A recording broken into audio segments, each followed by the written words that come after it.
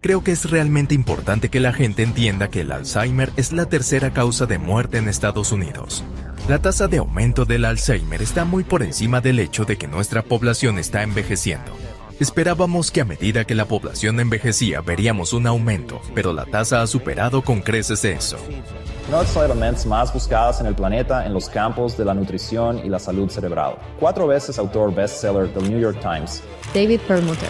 Un estudio demostró que hay una relación profunda entre la cantidad de bebidas azucaradas y el riesgo de Alzheimer actual. Encogimiento del cerebro. ¿En serio? La realidad es que los defectos metabólicos del cerebro comienzan entre 20 y 30 años antes de las manifestaciones clínicas. ¿Es posible revertir la demencia o el Alzheimer con mitocondrias más nuevas para crear un cerebro con una función de memoria más presente? La respuesta es claro. Bienvenidos de nuevo a The School of Greatness en español. Nuestro invitado, el inspirador Dr. David Perlmutter. Bienvenido. Gracias por invitarme. Muy emocionado porque hay una crisis de salud masiva en el mundo, específicamente en Estados Unidos. Parece que, según la Asociación de Alzheimer, el número de estadounidenses con Alzheimer está creciendo rápidamente. Casi 7 millones de estadounidenses tienen Alzheimer. Para 2050, el número de personas de 65 años o más con Alzheimer puede aumentar a 12.7 millones, salvo avances médicos para prevenir o curar la enfermedad. Has escrito 6 libros que han sido bestsellers del New York Times, 15 libros en total. Eres neurólogo, médico especializado en el diagnóstico y tratamiento de enfermedades del cerebro, la médula espinal y los nervios. Y tengo curiosidad, ¿cuál ha sido, en tu opinión, o según la investigación que has visto, la mayor causa de este aumento del Alzheimer en los últimos 20, 30 años, y el hecho de que parece que seguirá creciendo? ¿Cuáles son las principales causas de esto? ¿Y es más grande en Estados Unidos en comparación con el resto del mundo? ¿O es más o menos igual en todo el mundo? Buenas preguntas y demos un paso atrás. Esas estadísticas son realmente preocupantes. Son asombrosas y no abarcan el problema real, que va más allá de ese paciente de Alzheimer.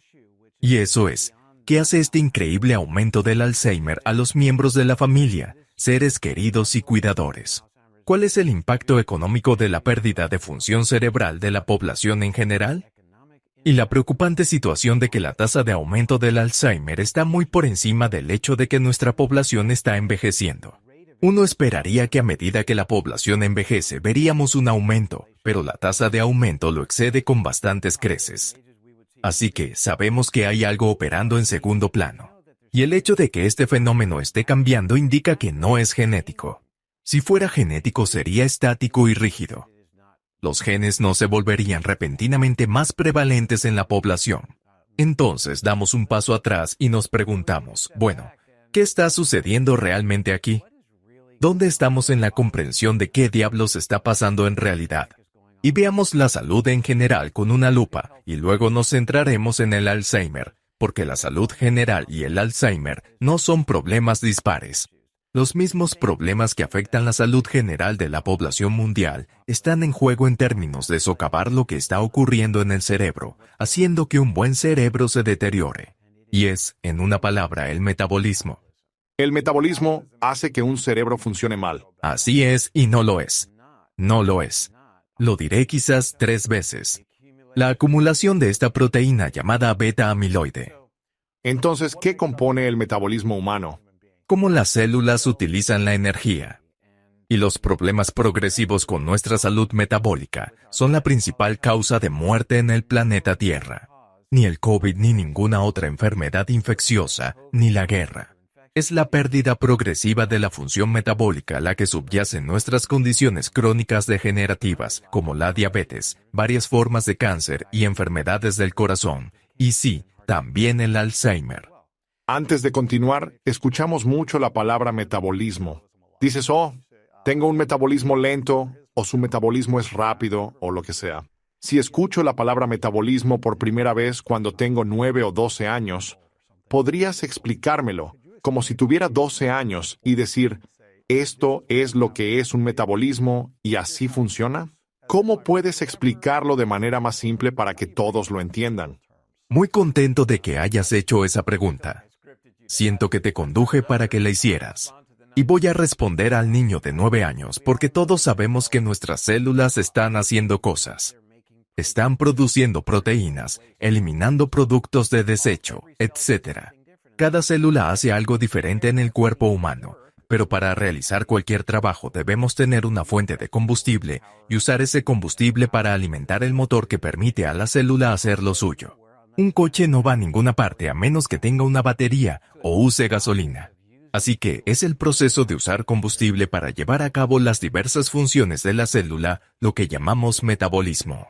Ahora, si el metabolismo de tu coche no está funcionando bien, si por alguna razón, por ejemplo, mezclaste tu combustible con agua o algo, entonces el coche va a fallar y detenerse bruscamente porque está metabólicamente comprometido. Eso es lo que le estamos haciendo al cerebro humano.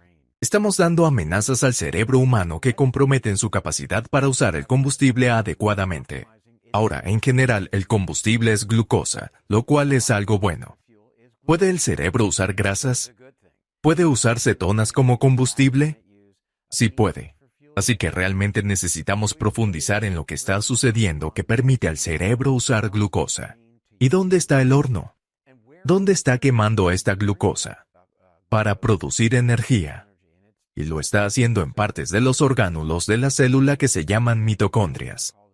Ahora, yo diría, El metabolismo está conectado con las mitocondrias en gran medida.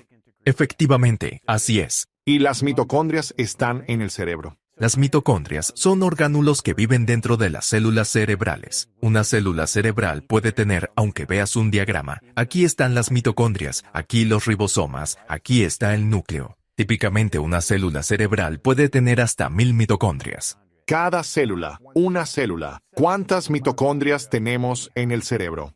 Pues es un número que es incalculable. Billones, trillones, millones, trillones de mitocondrias. A lo largo del cuerpo humano también hay diferentes tipos de células. De hecho, prácticamente todas las células del cuerpo contienen mitocondrias, con la excepción, por ejemplo, del glóbulo rojo.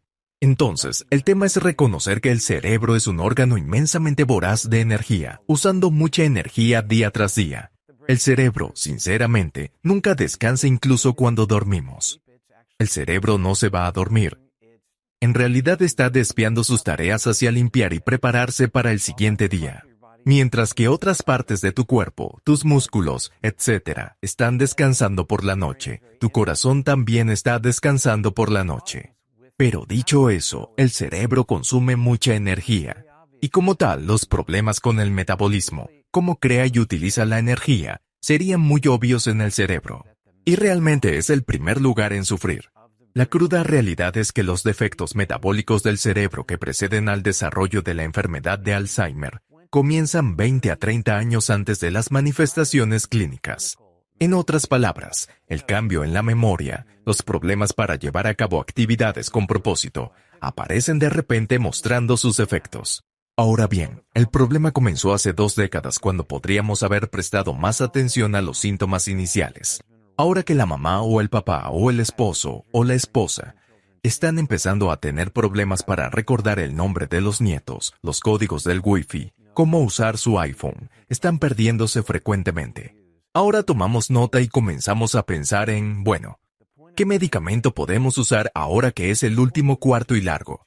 El punto que quiero recalcar es que es importante una misión para enfatizar que nuestra función cerebral, nuestra salud del cerebro, la capacidad del cerebro para resistir la degeneración depende del metabolismo. Y necesitamos comenzar a prestar atención a ese metabolismo 20, 30, 40 años antes de que se implemente la intervención médica típica para abordar un problema. Como dijo John Kennedy, el momento de arreglar el techo es cuando el sol brilla. Así que realmente necesitamos empezar a difundir que nuestro cerebro depende de un buen metabolismo. ¿Cuáles dirías entonces que son las cosas que hacen que alguien dañe más su cerebro? Es emocional. Es la forma en que piensan. Es lo que comen. Es algo ambiental. ¿Cuáles son las cosas que dañan más un cerebro?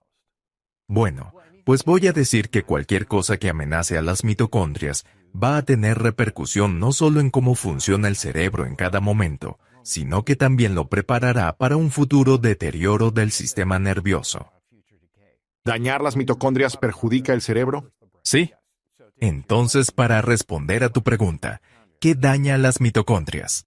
Bueno, sabemos que una amenaza poderosa para las mitocondrias, un peligro directo, claro y presente, son ciertos tipos de alimentos, como los ultraprocesados. Sabemos que la fructosa es una amenaza dramática y constante para la función mitocondrial. Publicamos un artículo detallado sobre ese tema crucial en febrero de 2021. Sin duda, muchos problemas ambientales deben ser considerados cuidadosamente. Cualquier cosa que aumente la inflamación en el cuerpo humano incrementa la amenaza para las mitocondrias y, como tal, prepara el escenario para el deterioro cerebral.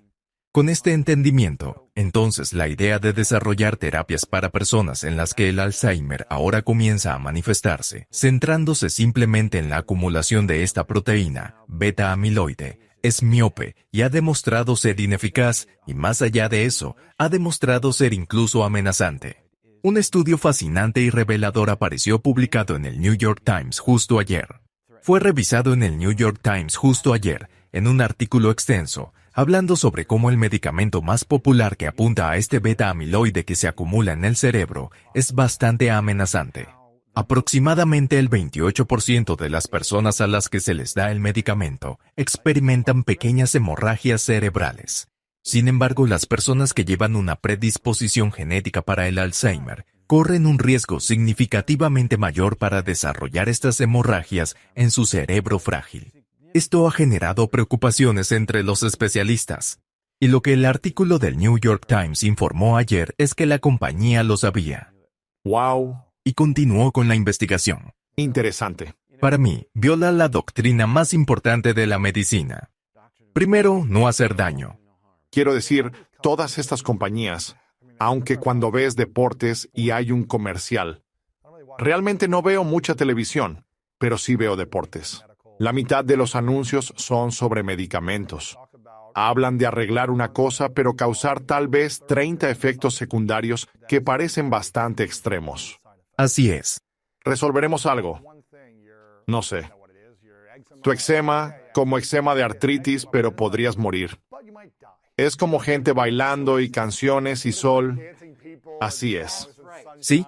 Te distrajeron todos esos gráficos, todo el video que realmente muestra a esta persona ahora retomando su vida. Pueden usar un traje de baño porque su piel está limpia y reduce tu riesgo aumenta tu riesgo de infección, incluyendo la tuberculosis. Y de hecho, podrías incluso morir. Tienes razón. Pero estás mirando a esta persona que finalmente podría quitarse la camisa. Y me parece genial. ¿Cómo estas compañías médicas se salen con la suya si su misión es no hacer daño? Entiendo que la intención es resolver un problema, el eczema, las palpitaciones del corazón, lo que sea. No conozco todas estas cosas. Pero si estás ayudando y realmente no arregla una cosa, parece que ayuda en algo. Pero si te perjudica en otras cosas, ¿no es eso hacer daño? Luis, esa puede, respetuosamente, no ser la misión. Quiero decir, creo que a menudo lo que vemos es más interés en los accionistas que en las partes interesadas. Básicamente eso, enfocarse en los resultados económicos. Hubo un rechazo rotundo del proceso de aprobación de un cierto medicamento de nombre Leqembi, llamado medicamento para el Alzheimer. Todavía se escriben editoriales. ¿Por qué se aprobó este medicamento? Porque su efectividad clínica después de 18 meses es mínima en el mejor de los casos. Y el perfil de efectos secundarios es muy alarmante. Así que al evaluar la relación riesgo-beneficio no cuadra. Mencionaste alimentos procesados, fructosa, cosas que causan inflamación en el cuerpo. La obesidad es una de las principales, supongo que está ocurriendo. ¿El 30 o 40% de Estados Unidos está obeso ahora? ¿O es ese el cálculo?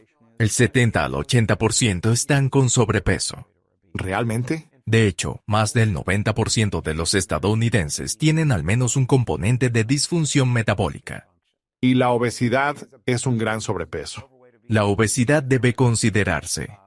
La hipertensión, el azúcar elevado, resistencia a la insulina y ácido úrico alto también deben ser considerados. dislipidemia o estudios anormales de lípidos. Pero dicho esto, solo 1 de cada 10 personas o menos en Estados Unidos está metabólicamente intacta hoy en día. Y son estos problemas metabólicos los que preparan el terreno para todas las cosas que no queremos obtener, incluida la temida enfermedad de Alzheimer. Y así, muchos de estos medicamentos para perder peso están ganando popularidad porque han sido efectivos en perder peso. Parece que para algunas personas, y no he estudiado esto lo suficiente para conocer efectos secundarios o perjuicios, pero ves casos de personas perdiendo mucho peso rápidamente. Parece que es más perjudicial, y tal vez aún no tengamos la investigación, pero ¿qué es más perjudicial para la salud cerebral? ¿Ser obeso o usar un medicamento como Ozempic para perder la inflamación en nuestro cuerpo y el exceso de peso? Pero ¿hay efectos secundarios que están causando más daño al cerebro a largo plazo que la obesidad? ¿Dices abusar del medicamento? ¿Qué es más dañino para la salud cerebral? ¿Tratar de perder peso usando el medicamento o tener obesidad sin tomarlo? Te desafiaré un poco. Está bien. Porque me desafío bastante también. La obesidad no es solo una mera acumulación de grasa corporal. Hay mucho sucediendo con la obesidad en términos de hacernos entender que el metabolismo está realmente en desorden. La obesidad es realmente una especie de manifestación externa de lo que yo llamo caos metabólico. Hay mucho más en la obesidad más allá de solo la presencia de grasa corporal. Sabemos que las mitocondrias están constantemente amenazadas. Sabemos que los marcadores de inflamación están disparándose. Conocemos que hay un aumento significativo de la permeabilidad del intestino. Sabemos que el riesgo de condiciones neurodegenerativas están aumentando. La diabetes, por supuesto. Entonces todo se remonta o vuelve a la cuestión metabólica. Y la amenaza que es evidente cuando alguien es obeso o hipertenso o tiene niveles elevados de azúcar en la sangre porque son claramente resistentes a la insulina. Es una indicación de que su metabolismo es disfuncional. Eso es un peligro claro y presente para el cerebro. Entonces, ¿qué pasa si tomas uno de estos medicamentos agonistas de GLP-1 como el semaglutida, como Ozempic o liraglutida y pierdes peso? ¿Qué está pasando? ¿Es algo bueno o es algo malo? ¿Esa es tu pregunta? Sí. ¿Y esperas una respuesta en particular de ti? No, solo tengo curiosidad sobre tu reacción. Te vas a sorprender por el rumbo inesperado que tomamos con esto. Porque lo que se ha demostrado que hacen estos medicamentos es nada menos que extraordinario en términos de metabolismo y bienestar general. Fueron desarrollados originalmente para ayudar a las personas a bajar su nivel de azúcar en la sangre y mejorar la manera en que podemos controlar el azúcar en la sangre. Y fue casi como un efecto secundario al principio, que se notó que las personas bajaban de peso. Y ahora, por supuesto, han sido reutilizados y posteriormente aprobados para la pérdida de peso. Pero es mucho lo que ocurre con el metabolismo como consecuencia de los fármacos agonistas de GLP. ¿De qué manera? De buena manera. Bien. Y yo no soy. Generalmente mi misión en la vida no es farmacocéntrica. Quiero permitir a la gente ser más consciente. Y vamos a volver a eso en un momento. Pero la razón por la que vamos a analizar este medicamento agonista GLP-1 y por qué está teniendo efectos positivos en el cerebro es precisamente porque nos permitirá volver a la primacía de los problemas metabólicos en relación con la salud cerebral. Aquí hay una poderosa validación. Los medicamentos GLP-1 hacen mucho más que ayudarnos a controlar nuestro azúcar en la sangre y perder peso eficientemente. Se centran principalmente en el metabolismo. De hecho, mejoran significativamente la función mitocondrial. ¿Realmente? ¿Puedes creerlo?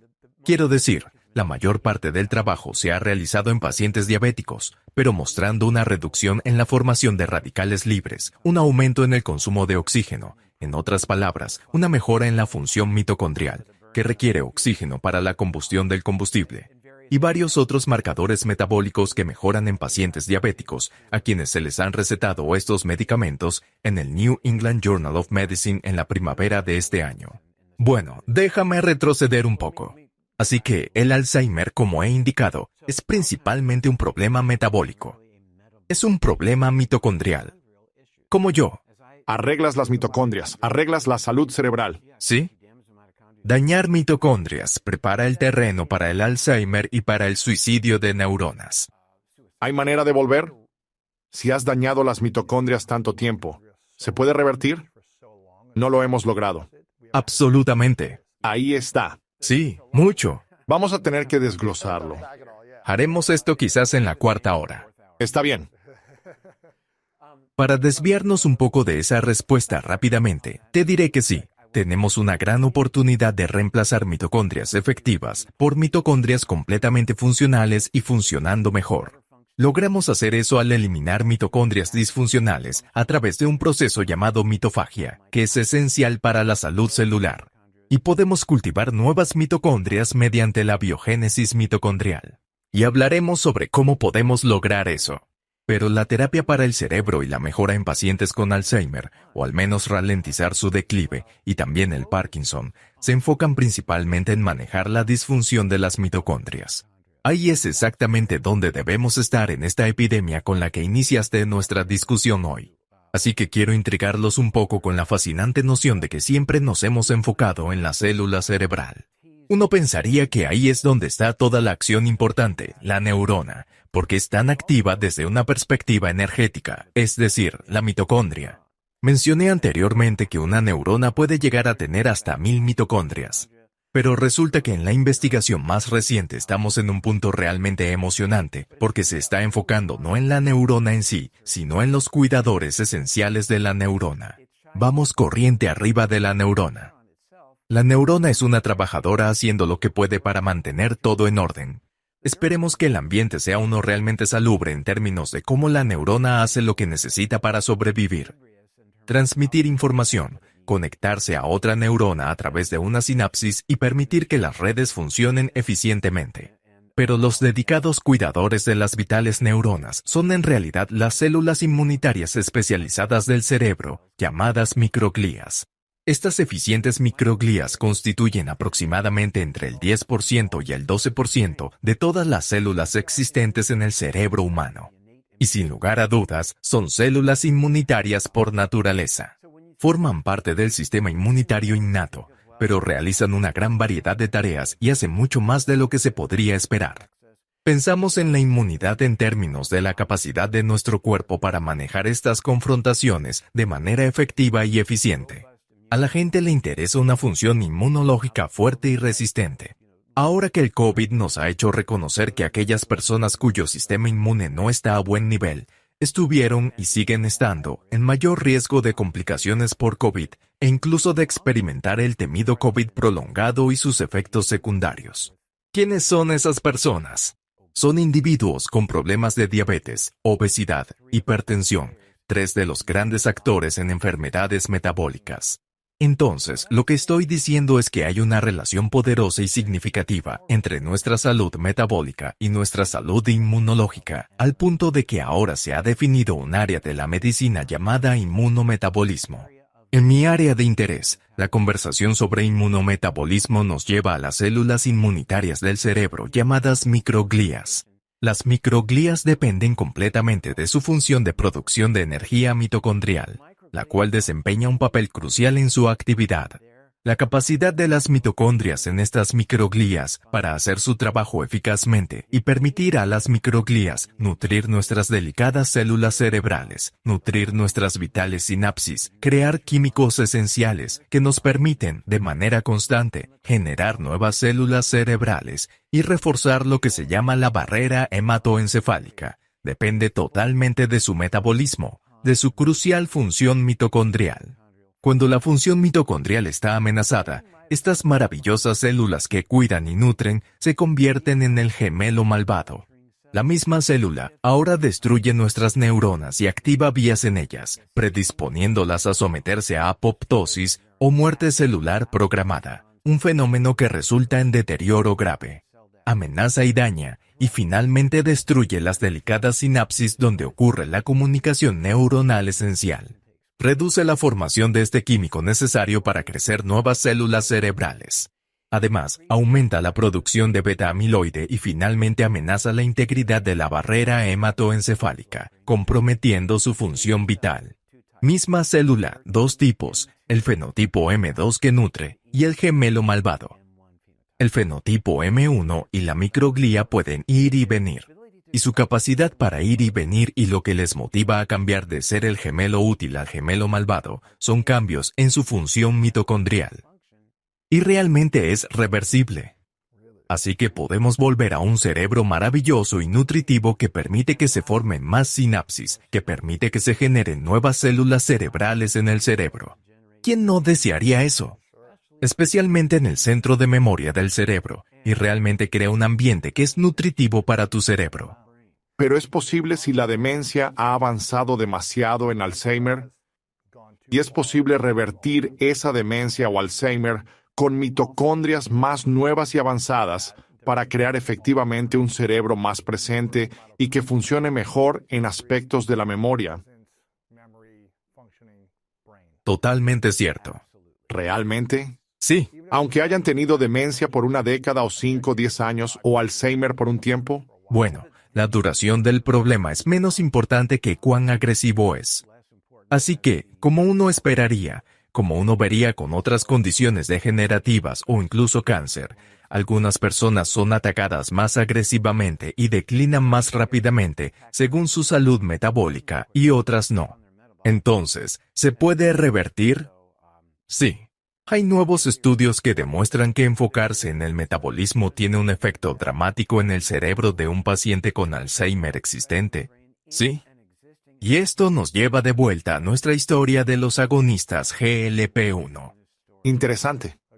Bien. Y entonces estás viendo que los medicamentos GLP-1 están teniendo un gran beneficio para la salud de las mitocondrias, lo cual tiene un gran beneficio para la salud cerebral. ¿Sí?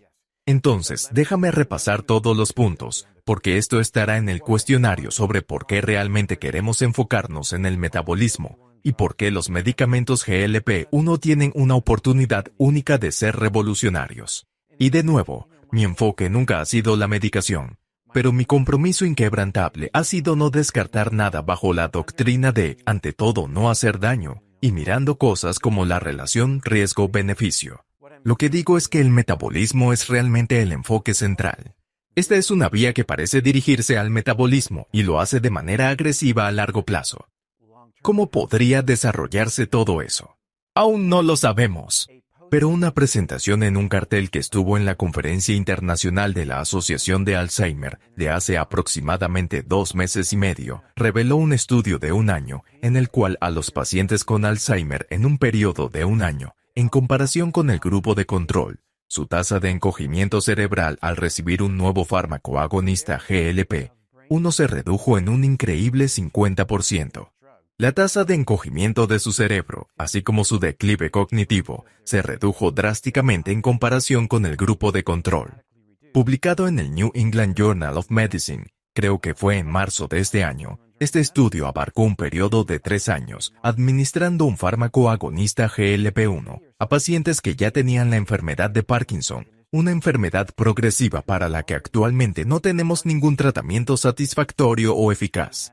Algunos de tus espectadores van a sorprenderse diciendo, bueno, sé de medicamentos que tratan el Parkinson, y yo como neurólogo he tratado a pacientes con medicamentos durante 30 años. Pero no lo hicieron. No resolvieron algo. Solo minimizaron algo. Correcto, exactamente. Son sintomáticos. Esto es manejo sintomático. No lo estoy menospreciando. Hay un beneficio importante para los pacientes al reducir su temblor, mejorar su capacidad para caminar y disminuir su rigidez. Cualquier paciente con Parkinson o miembro de su familia reconocerá que los medicamentos que su madre o padre toman están diseñados para tratar los síntomas, lo cual es muy valioso. Pero estamos tratando el síntoma, no la causa. Tratar el síntoma es importante, la causa a raíz. Vamos a ver la causa. Hay un aumento del 41% en el riesgo de Parkinson en los diabéticos. Un desafío metabólico. ¡Oh cielos! Debido a eso se realizó un estudio exhaustivo para determinar. Bueno, si tratamos a pacientes con Parkinson con un medicamento para la diabetes, en este caso un medicamento agonista de GLP-1, ¿cómo podría eso afectar el curso de tiempo? Entonces, se evalúa minuciosamente a los pacientes con Parkinson con un puntaje de funcionalidad llamado Escala Unificada de Calificación de la Enfermedad de Parkinson. Es una forma común de evaluar a los pacientes con Parkinson a lo largo del tiempo. ¿Qué tan rápido estás deteriorando? Esperamos que en un periodo de 3 años haya un declive moderado en la funcionalidad individual. Y en el grupo de control de este estudio, de hecho, hubo un declive, un empeoramiento, un número más alto en esa escala. Los pacientes tratados con el medicamento similar a Ozempic GLP-1 no solo se estabilizaron en términos de esa escala, sino que también tuvieron una pequeña pero significativa mejoría. ¿Realmente? ¿Te imaginas? Nunca había visto eso antes. Pero eso finalmente está tratando el fuego. ¡Wow! Eso es grande. ¿Sí? Y ahora es un cambio radical con todo. Quiero decir, soy abierto a todas las posibilidades. Y si dices que es una revolución, lo creo. Si la investigación lo dice, lo creo. Pero también sé que con cada medicamento que trata algo, tiene que haber algún efecto secundario. También tiene que haber algo que químicamente esté alterando las cosas de cierta manera y que también podría causar daño potencialmente. No sé qué es eso, pero supongo que hay algo ahí afuera. Luis, estoy de acuerdo contigo. Si alguien en mi familia tuviera Alzheimer y pensara que esto lo revierte, podrían valer los efectos secundarios si me siento más claro y agudo. Tal vez pueda recordar nombres cambiando mi vida. ¿Sí? Entonces tú, como consumidor o cuidador de esa persona, debes recibir información para observar esa métrica, esa relación riesgo-beneficio. ¿Cuáles son los inconvenientes y beneficios posibles relacionados con el ensayo de intervención para el Parkinson? Alrededor del 40% de las personas que recibieron el medicamento tuvieron problemas gastrointestinales bastante significativos. Interesante. ¿Qué significa eso? Náuseas, vómitos, diarrea, etc. Perdieron peso, sin embargo tenían mejor función de memoria, Mejor memoria. mejor funcionamiento cerebral. Ni siquiera fue considerado. No disminuyeron en su capacidad para realizar actividades de la vida diaria, cuidado personal, movilidad, cosas que disminuyen con la enfermedad de Parkinson. ¿Mejoró un poco o se mantuvo igual? No disminuyó. De hecho, se acabó de terminar de hacer una diapositiva, en realidad mejoró un poquito. 1 o 2%. Menos del 1%. Eso es mejor que empeorar cada día. ¿Sí? Pero incluso una reducción en la tasa de deterioro habría sido un cambio radical. Eso fue lo que se observó en los pacientes con Alzheimer, su tasa de deterioro. Siguen deteriorándose, pero su tasa de deterioro se redujo notablemente, mucho más que con los medicamentos que han sido aprobados por la FDA que se dirigen al beta-amiloide. ¿Era el 40% de diabéticos o tenían un 40% de probabilidad de demencia? Riesgo mayor de Parkinson. Mayor riesgo de Parkinson. ¿Y cuántas personas en Estados Unidos son diabéticas o prediabéticas? Ese número probablemente está alrededor del 75%. ¿Eso es diabético o prediabético? Ambos. ¿Cuál es la diferencia entre prediabético y diabético? ¿En serio? Depende de la medición del azúcar en sangre, dónde está el límite. Específicamente para la diabetes, es un marcador que no solo mide el azúcar, sino que también observa la hemoglobina A1C. El 70% de los estadounidenses son obesos o diabéticos. Prediabético o diabético. Y creo que es desafortunado que usemos esa terminología porque llegamos al tema de que cuando vas al médico y miras tu nivel de azúcar en la sangre, o lo miras tú mismo si tienes un monitor continuo de glucosa, sabes cuál es tu nivel de azúcar en la sangre. Y te preguntarás, bueno, ¿qué es normal? Y creo que en el cuidado de la salud hemos estado mirando qué se llama rango normal. Lo que está en el rango normal durante mucho tiempo. Y creo que eso realmente no beneficia la noción de salud óptima. Puede que lo normal no sea saludable. Aún así, lo normal es lo común. Básicamente tomas a un gran número de personas y ves qué es lo normal. Nuestra población no es normal. Nuestra población, como discutimos antes, no es saludable. Deberíamos definir qué es óptimo. Y típicamente un doctor diría, bueno, tu azúcar en sangre está en 105 y todo está bien. Nos vemos el próximo año. Y verifica de nuevo. Una medición muy estática de tu glucemia en ayunas, para la que probablemente entrenarás un poco para obtener un buen número. Y realmente quiero saber, ¿cuál es tu peor nivel de azúcar en sangre? ¿Cuál es el nivel de azúcar en su peor momento y cuánto tiempo permanece elevado después de un desafío de carbohidratos? ¿Cuál es, como hablamos fuera de cámara, con el tiempo, el área bajo la curva? En otras palabras, cuando miramos el nivel de azúcar en sangre a lo largo del tiempo, define un área. Y eso realmente es una métrica muy valiosa en términos de entender la dinámica del azúcar en sangre y cómo la insulina está funcionando en tu cuerpo, lo cual es uno de los fundamentos para la salud metabólica. ¡Wow! Porque el cerebro en general se alimenta principalmente con glucosa. Cuanto más alta es la glucosa con el tiempo, menos eficiente el cerebro es capaz de usarla, porque el cerebro se convierte en resistente. Muchas partes del cerebro dependen de la insulina para permitir que la glucosa se use adecuadamente como combustible.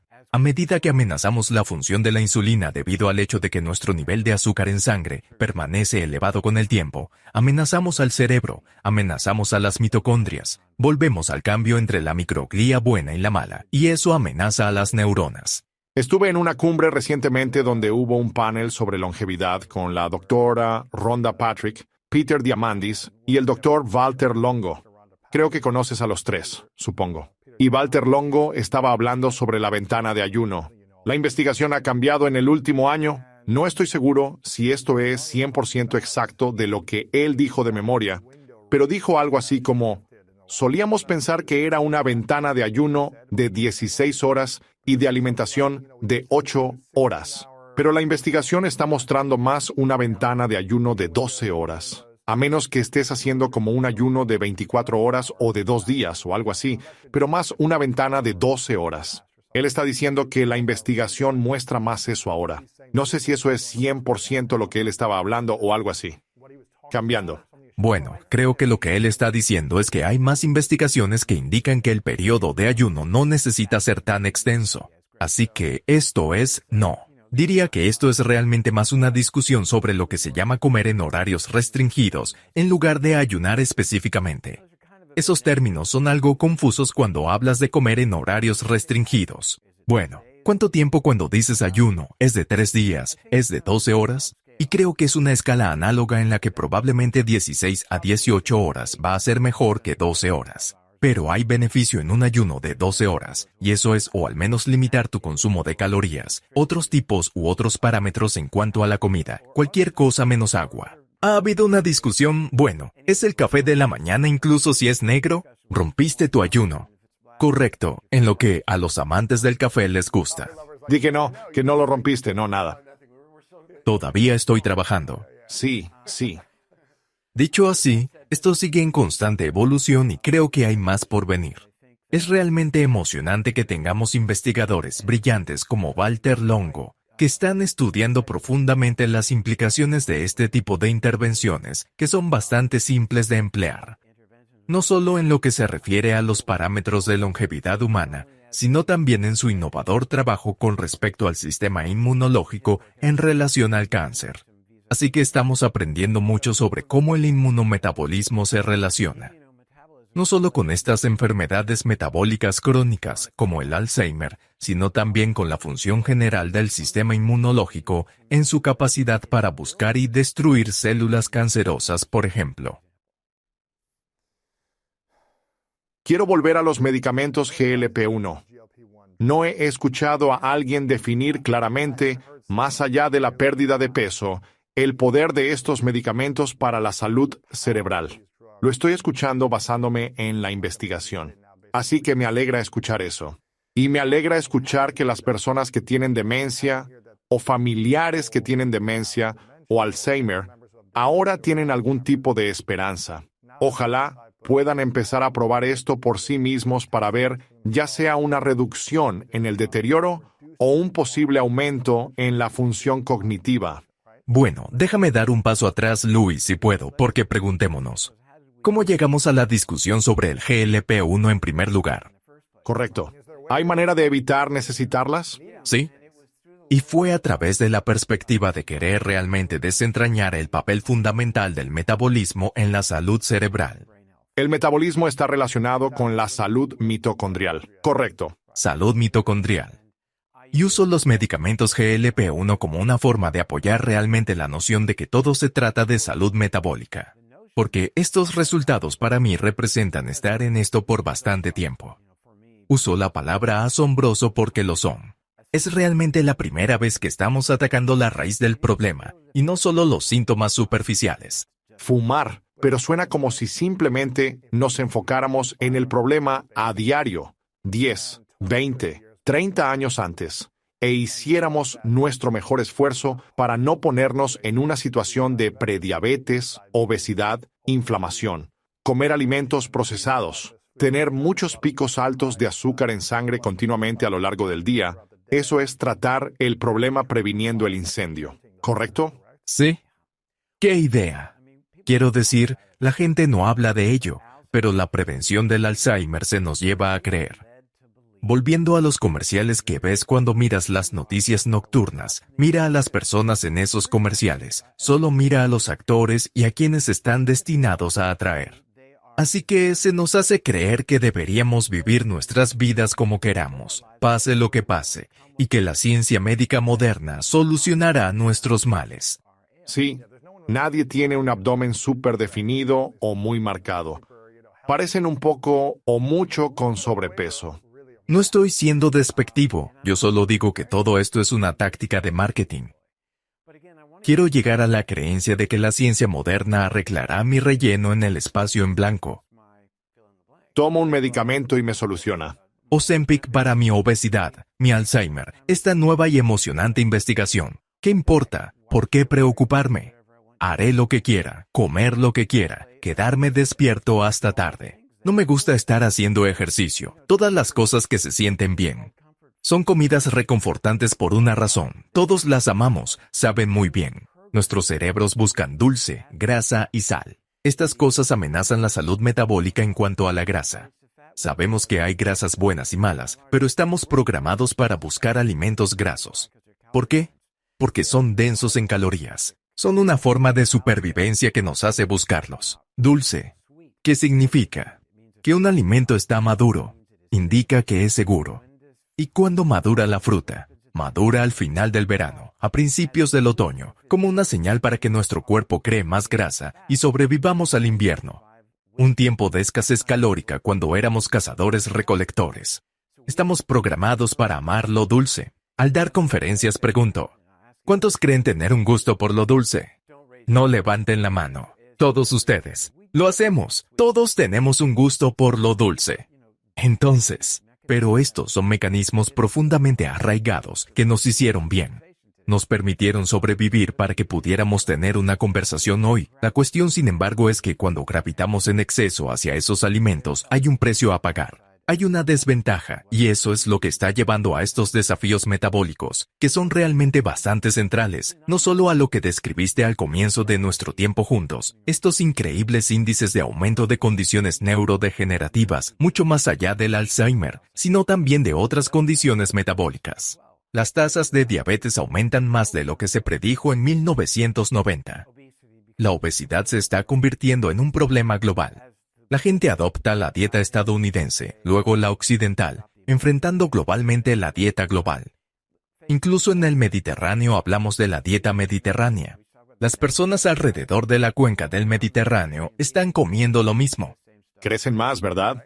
Están creciendo más, desarrollan diabetes a tasas más altas mundialmente. Incluso todas las zonas azules de las que escuchas. Creo que la zona azul de Japón es como que ya no está siendo una zona azul porque hay muchos restaurantes de comida rápida. Las comodidades en esos lugares parecen ser excesivas. Y la gente tiende naturalmente hacia la conveniencia sobre la disciplina cuando se trata de comida y toma de decisiones. A menos que, no sé, sean tan disciplinados. ¿Por qué es tan difícil para los seres humanos resistir la tentación y las comodidades para mantenerse saludables?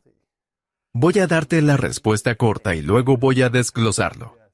Es por la comida que comen en primer lugar. Los mismos alimentos que estamos comiendo están reestructurando nuestros cerebros para alejarnos de tomar mejores decisiones y haciéndonos querer más de ellos. Ahora, déjame simplificar. Puede que hayamos tocado este tema antes, creo que lo hicimos hace un par de años, y es que digamos que tenemos dos partes principales para tomar decisiones en nuestro cerebro. El niño de 5 años y el adulto en la habitación. El niño de 5 años, la amígdala. Quiero el pastel ahora. Me quedo despierto hasta tarde, no estoy haciendo mi tarea. Me la merezco. Todas las cosas que dice el adulto, esto es lo que deberías estar comiendo, y creo que necesitas ir a dormir ahora. Estas son tus instrucciones. Esto es lo que es bueno para ti a largo plazo. Ese es el córtex prefrontal. Así que tenemos estas dos partes importantes del cerebro que influyen en lo que finalmente hacemos. La amígdala, la parte de gratificación a corto plazo del cerebro. En la parte frontal. Es la gratificación a corto plazo. Luego, la corteza prefrontal es la voz de la razón. Cuando la amígdala manda, solo pensamos en nosotros y la gratificación inmediata, no en otras personas ni en consecuencias a largo plazo. Eso está en el fondo. Entendido. Está bien. Entendido. Lo que sucede a medida que maduramos es que con el tiempo establecemos una conexión. Una mejor conexión, donde la voz de la razón puede ser mucho más influyente. Así que estas áreas interactúan de manera compleja y llamamos a esto control cognitivo, donde la parte racional del cerebro le dice a la amígdala: sí, sé que quieres hacer lo que quieres hacer, pero aquí está lo que deberías hacer, y aquí te explico por qué eres capaz de reclutar toda esta maravillosa información, que ahora forma parte importante de tu base de experiencia, y que explica a tu proceso completo de toma de decisiones por qué realmente no quieres comer lo que piensas que quieres comer en este momento. Como experto en el campo, liderando la investigación por décadas, ¿cuál es el mayor desafío personal, donde podrías inclinarte hacia algo que sabes que es malo para ti, incluso si es algo pequeño? ¿Cuál es la tentación a la que te inclinas? ¿Es la comida? ¿Es algo que haces de una manera particular a veces? ¿O bebes algo, lo que sea, que piensas, sé que esto no ayudará a la salud de mi cerebro en el futuro, pero lo hago de todos modos? Soy mayor que tú, así que he tenido que apretarme el cinturón bastante. ¿Verdad? Oh, claro. Quiero decir, creo que me preguntaste la última vez si mi yo de 30 años podría informarme. ¿Qué haría?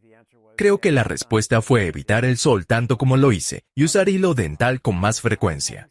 Pero dicho eso, ¿cuáles son mis mayores desafíos? Sí. Y realmente no me esfuerzo mucho con los dulces. Creo que podría beber menos. Pienso que he estado diciendo de 1 a 2 copas de vino al día y puede que tome más de lo que debería. Y tengo que admitir que probablemente debería ser más disciplinado en ese aspecto. Pero no me molesta cómo me siento en general. Y entonces, Hay muchos efectos negativos del alcohol en el cerebro, ¿verdad? seguro, Ningún beneficio de salud para el cerebro. no hay beneficio para la salud cerebral químicamente. Pero como mi hijo señaló en un podcast para mí, él dijo que puede haber un beneficio en la socialización que ocurre cuando estás con personas, y puedes llegar a tomar esa tercera copa de vino, lo admito. Seguro, seguro. Pero no ayuda a las mitocondrias. No ayuda a mitocondrias, no. Y entonces tienes que hacer como todo lo demás para beneficiar a las mitocondrias y minimizar ese riesgo potencial. Sí, claro. Y diría que en ocasiones me quedo despierto hasta muy tarde cuando me meto de lleno en la investigación. No puedo desconectarme. No puedo desconectarme. Y sé que debería irme a la cama. Y mi esposa me dice que necesito irme a la cama porque ella usualmente se preocupa por mi salud. Recuerda, acabas de decir esto en un podcast. Sí, Es como, Jane, ya sé. Pero a veces estoy tan cerca de descubrir algo y juntando cosas, no puedo perder el hilo. ¿cuáles son los efectos secundarios negativos para la salud cerebral y para las mitocondrias o el metabolismo?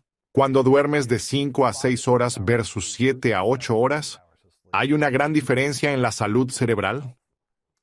Bueno, creo que eso tiende a generalizar. Sabemos que hay algunas personas que son capaces de dormir 5 o 6 horas y estar bastante bien. Y nuevamente, no hay una magia en las 8 horas. Sabemos que el riesgo de Alzheimer aumenta en las personas que tienen una duración de sueño más corta. Y que también los que tienen una duración de sueño más larga, que una vez que supera las 9 horas de sueño, el riesgo de Alzheimer vuelve a subir. Entonces, ese es un poco como una curva en forma de U. Pero creo que lo que Matthew Walker ha hablado en su libro realmente maravilloso Why We Sleep, es que hay una variedad de problemas.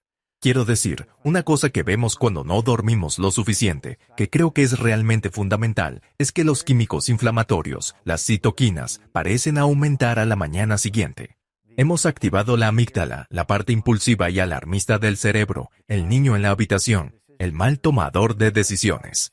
Y como tal, nuestra toma de decisiones se ve dramáticamente amenazada de tal manera que cuando uno observa el tipo de elecciones de alimentos que una persona hará cuando ha sido privada de sueño por una noche, es impactante. El consumo calórico que ocurre y la calidad de los alimentos que las personas consumen.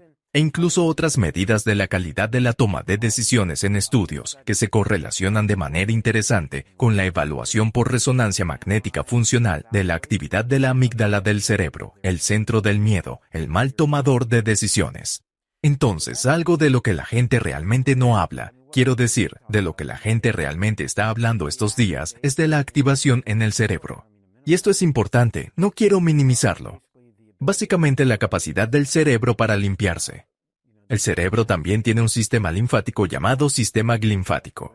Y es durante el sueño profundo, que nuestros cerebros son capaces de deshacerse de las cosas acumuladas que pasan durante el curso del día o a través de nuestra exposición. Eso es muy importante. La otra cosa que sucede, creo que es muy relevante, regresa al punto central de nuestra conversación. La falta de sueño reparador es una amenaza poderosa para el metabolismo y la función mitocondrial. Interesante. Entiendo. Esto causa obesidad, inflamación, amenaza directamente a las mitocondrias y por lo tanto nos permite entender por qué las personas que crónicamente no duermen suficiente de calidad, es decir, la duración y calidad son importantes, tienen un riesgo significativamente mayor de Alzheimer. ¿Qué tan arriesgado es realmente tener un trabajo que se efectúa en la noche y estar fuera del ritmo circadiano natural cuando sale y se pone el sol cada día? Significativo. Y es lo que la ciencia está diciendo y es algo de lo que los trabajadores del turno nocturno deben estar conscientes. Quiero decir, en general ellos no duermen tanto.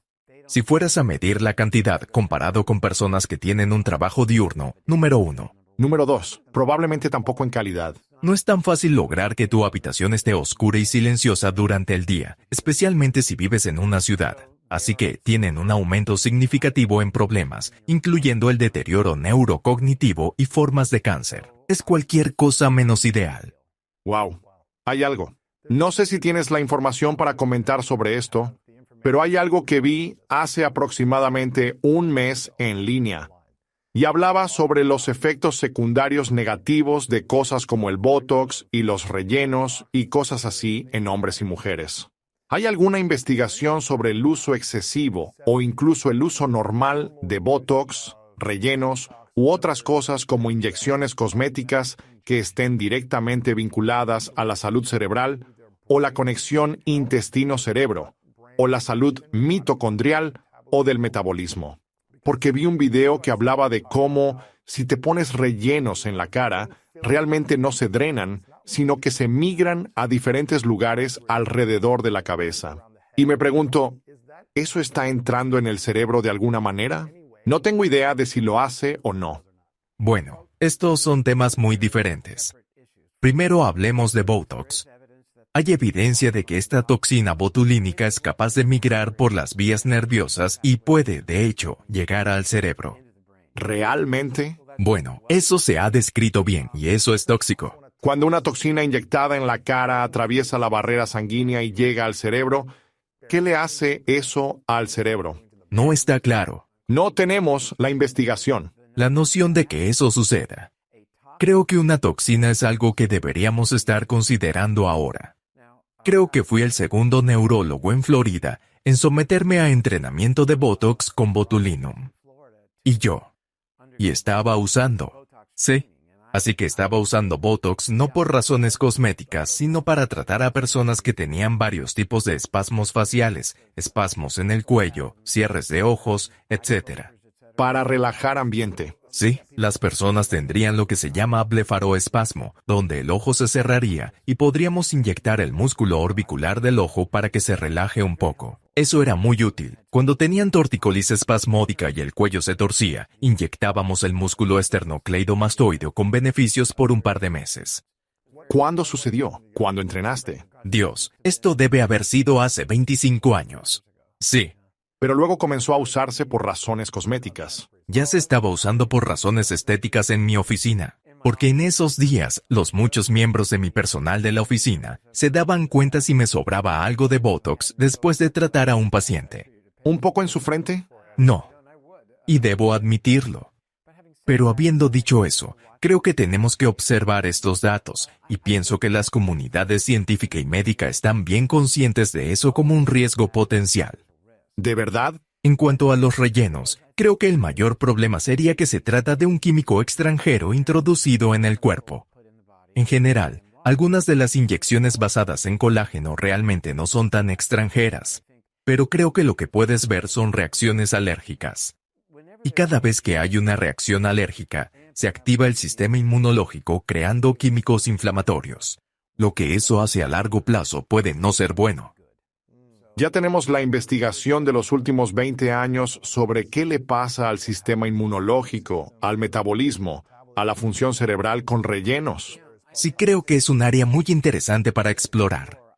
No estoy seguro de poder citarte investigaciones que estén en curso actualmente relacionadas con eso.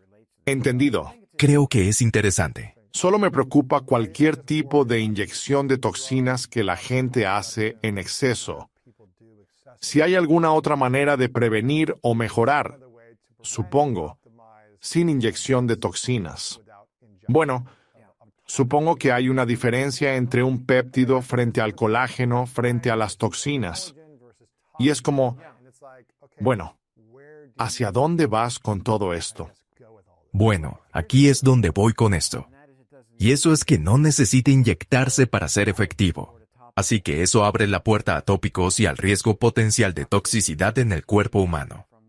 A lo que nos estamos exponiendo con cualquier cosa que nos pongamos de manera tópica. Ya sea que pensemos que estamos haciendo lo correcto al usar protector solar o humectantes en nuestra piel. Esto va mucho más allá de la noción común de tintes para el cabello y todo ese tipo de cosas que claramente representaban un peligro evidente. ¿Qué tan peligroso es el tinte para el cabello? Bueno, originalmente el trabajo sobre el tinte para el cabello fue realizado por el Dr. Bruce Ames. El Dr. Ames hace décadas pudo identificar ciertos químicos en los tintes para el cabello que eran cancerígenos. Y desarrolló una prueba bacteriana usando un tipo de bacteria, creo que con Streptococcus, que podría ser utilizada globalmente para evaluar varios químicos en términos de su carcinogenicidad, podrían causar cáncer. Y así pudo identificar ciertos componentes del tinte para el cabello que eran realmente bastante peligrosos. ¿Existen tintes para el cabello menos dañinos, más orgánicos o naturales? Surge la pregunta en términos de si han sido completamente evaluados y analizados a fondo. Y eso es preocupante porque la mayoría de estos productos realmente no han pasado por rigurosos ensayos en humanos, o incluso en animales, lo cual es sorprendente, y aún así se venden en tiendas que bien podrían ser amenazantes. Cuando te mueres, realmente no hay un proceso de revisión adecuado para estos productos. Cuando te tiñes el cabello, ¿qué está pasando? Es decir, ¿está el cabello muerto? ¿Es como una célula muerta? ¿Todavía está conectado a células vivas? El cabello está muerto, no vivo. Así que si tu dieta entra a través de las células desde ese químico. O entra por la piel. Correcto. ¿Tu cuero cabelludo? Pero curiosamente la parte del sistema que está viva son, por supuesto, las células de la piel que fabrican y le dan color a tu cabello. Entonces, las células, los melanocitos que participan en dar color a tu cabello, disminuyen su función con el paso del tiempo a medida que sus mitocondrias empiezan a fallar y generar menos energía. ¿Realmente? A medida que sus mitocondrias fallan, crean menos color en tu cabello, volviéndolo gris. Cuanto más te tiñes el cabello, estás debilitando las mitocondrias. No dije eso. Bueno. Estoy diciendo es que cuanto más declinan en su funcionalidad estas células involucradas en mantener el color del cabello, menos capaces son de darle color al cabello, y entonces se vuelve gris. Por tu salud, entorno, comida y sueño. Ciertamente hay mucha herencia involucrada en ello también. Pero estas células se vuelven lo que se denomina senescentes, lo que significa que pierden su capacidad de dividirse, pierden su capacidad de funcionar. Y el hecho de que sean senescentes a menudo les permite crear ciertos químicos que causan que la siguiente célula adyacente a ellas también se vuelva senescente y menos funcional. Es por eso que la gente desarrolla un parche de cabello gris en ciertas áreas y tiende a expandirse. Sí, tengo un poco de cabello. ¿Se puede revertir el cabello canoso? Es una buena pregunta. Me he preguntado si NAD o urolitina podrían ayudar a revertir las canas. Nada. NAD quizás. No NAD en sí, sino NAD, NMN o NR, mononucleótido de nicotinamida o ribósido de nicotinamida, precursores de NAD en el cuerpo humano. Me pregunto si eso o quizás la urolitina A pueden contribuir al menos a la disminución del cabello gris. No tenemos investigación sobre esto. No lo he visto, pero lo he experimentado. ¿Lo has tomado como cambio o solo es una detención repentina? Aquí todo es pelo negro en crecimiento. Vamos. Sí, le dije a mi esposa que no uso Just for Men. ¿Qué es eso? Sí. No te mueres, tu cabello es negro o realmente oscuro. ¿Quién sabe? Interesante. Creo que si te enfocas en la función mitocondrial, hay tantas cosas de las que podríamos hablar que podrían suceder. No lo sé con seguridad. Muéstrame si tienes todo el cabello negro. Será solo para hombres. ¿Existe investigación sobre el efecto de teñirse el cabello frecuentemente? ¿Cómo afecta a las mitocondrias, metabolismo, salud cerebral? Yo diría que, ¿cuántos tipos de tintes para el cabello hay? Eso no es. Así no funciona la ciencia, que evalúa una variable que se cuestiona, por lo cual estoy agradecido. Entonces, podría ser un tinte, o más importante, un químico en un tinte. Veamos qué efecto tiene eso a lo largo de un periodo de tiempo prolongado en animales de laboratorio y luego, quizás, en un ensayo de intervención controlado. Está bien. Hemos abarcado mucho. Es bueno, sin embargo. Si alguien se tiñe el cabello, supongo que no tienes la respuesta para esto. Pero si alguien se tiñe con tinte de cabello normal de venta libre, están dañando la funcionalidad de la calidad, fortaleza y color de su cabello al hacer eso, o no lo están dañando según la investigación que tenemos hasta ahora. Difícil de decir, porque inherentemente en la habilidad de teñir el cabello está primero despojarlo y permitir que el tinte penetre mejor el cabello. ¿Eso es necesariamente bueno para el cabello? Tiendo a pensar que no lo es. Entendido. Entonces, hemos pasado de dentro de la cabeza afuera. Sí. No sé cuál es. ¿Cómo está impactando? Tengo curiosidad. Creo que es... Sin embargo, es extremadamente común. Eso pienso. ¿Te lo teñiste alguna vez? Jamás. Nunca lo he hecho. Solo para hombres en los lados. Algo así. Nunca fui con eso. Ya sabes, me fui. Estoy bien con eso. Sí, sí. Hubo un clip que publicamos la última vez que te tuvimos. Se volvió viral en Facebook y mi equipo me lo dijo. Era algo que recuerdo decirte. De acuerdo. Mi equipo me dijo que fue nuestro clip más visto en todos nuestros videos en Facebook de ti. Y por eso quería hacer un seguimiento contigo para ver si hay más investigación sobre lo que hablamos. Y el clip del que hablamos que se volvió viral fue sobre los pros y contras de tener un parto vaginal para madres versus una cesárea para madres modernas. Y mencionaste algo sobre los pros y los contras relacionados con la salud inmunológica del niño, sea cual sea la forma de nacimiento elegida. Y no sé si recuerdas esto, pero quería saber tu opinión. Y si puedes hablar sobre los pros y contras de una cesárea versus un parto vaginal. Y entiendo que hoy en día hay ciertas complicaciones para las mujeres que necesitan tener una cesárea por la razón que sea, como problemas de recuperación. Pero ¿hay investigación reciente sobre los pros y contras de los partos vaginales versus cesáreas? Además, ¿cómo influye esto en la salud a largo plazo de la madre y el bebé? Y si alguien tiene que hacerse una cesárea por cualquier razón de complicaciones, ¿hay una forma de que aún se pueda beneficiar al niño para que obtenga la capacidad inmune óptima de ese nacimiento? Sí. Entonces, el niño entra al mundo a través de la vagina o a través de una incisión en el vientre de la madre. Básicamente es una cesárea. Y esas son experiencias muy diferentes para ese recién nacido. Sin embargo, tenemos que reconocer que una cesárea es un procedimiento salvavidas maravilloso que ahora se realiza en un entorno hospitalario estéril. Bueno, casi estéril. Llegaremos a eso en solo un momento. De tal manera que se puede salvar al niño y también a la madre si de hecho este embarazo es una amenaza para la madre ante un posible riesgo. Así que hay un momento y un lugar, eso es seguro. Mientras estamos aquí sentados ahora, alrededor del 30% de los nacimientos en Estados Unidos se realizan por cesárea, lo cual es un número extremadamente alto. ¿Qué fue 30 años atrás? Ha sido bastante consistente en los últimos 30 años. Y voy a decir que parte de la razón principal por la que esto sucede, con todo respeto, no es porque haya una amenaza en términos de la salud del recién nacido, o del feto, o de la madre, sino por pura conveniencia de la situación.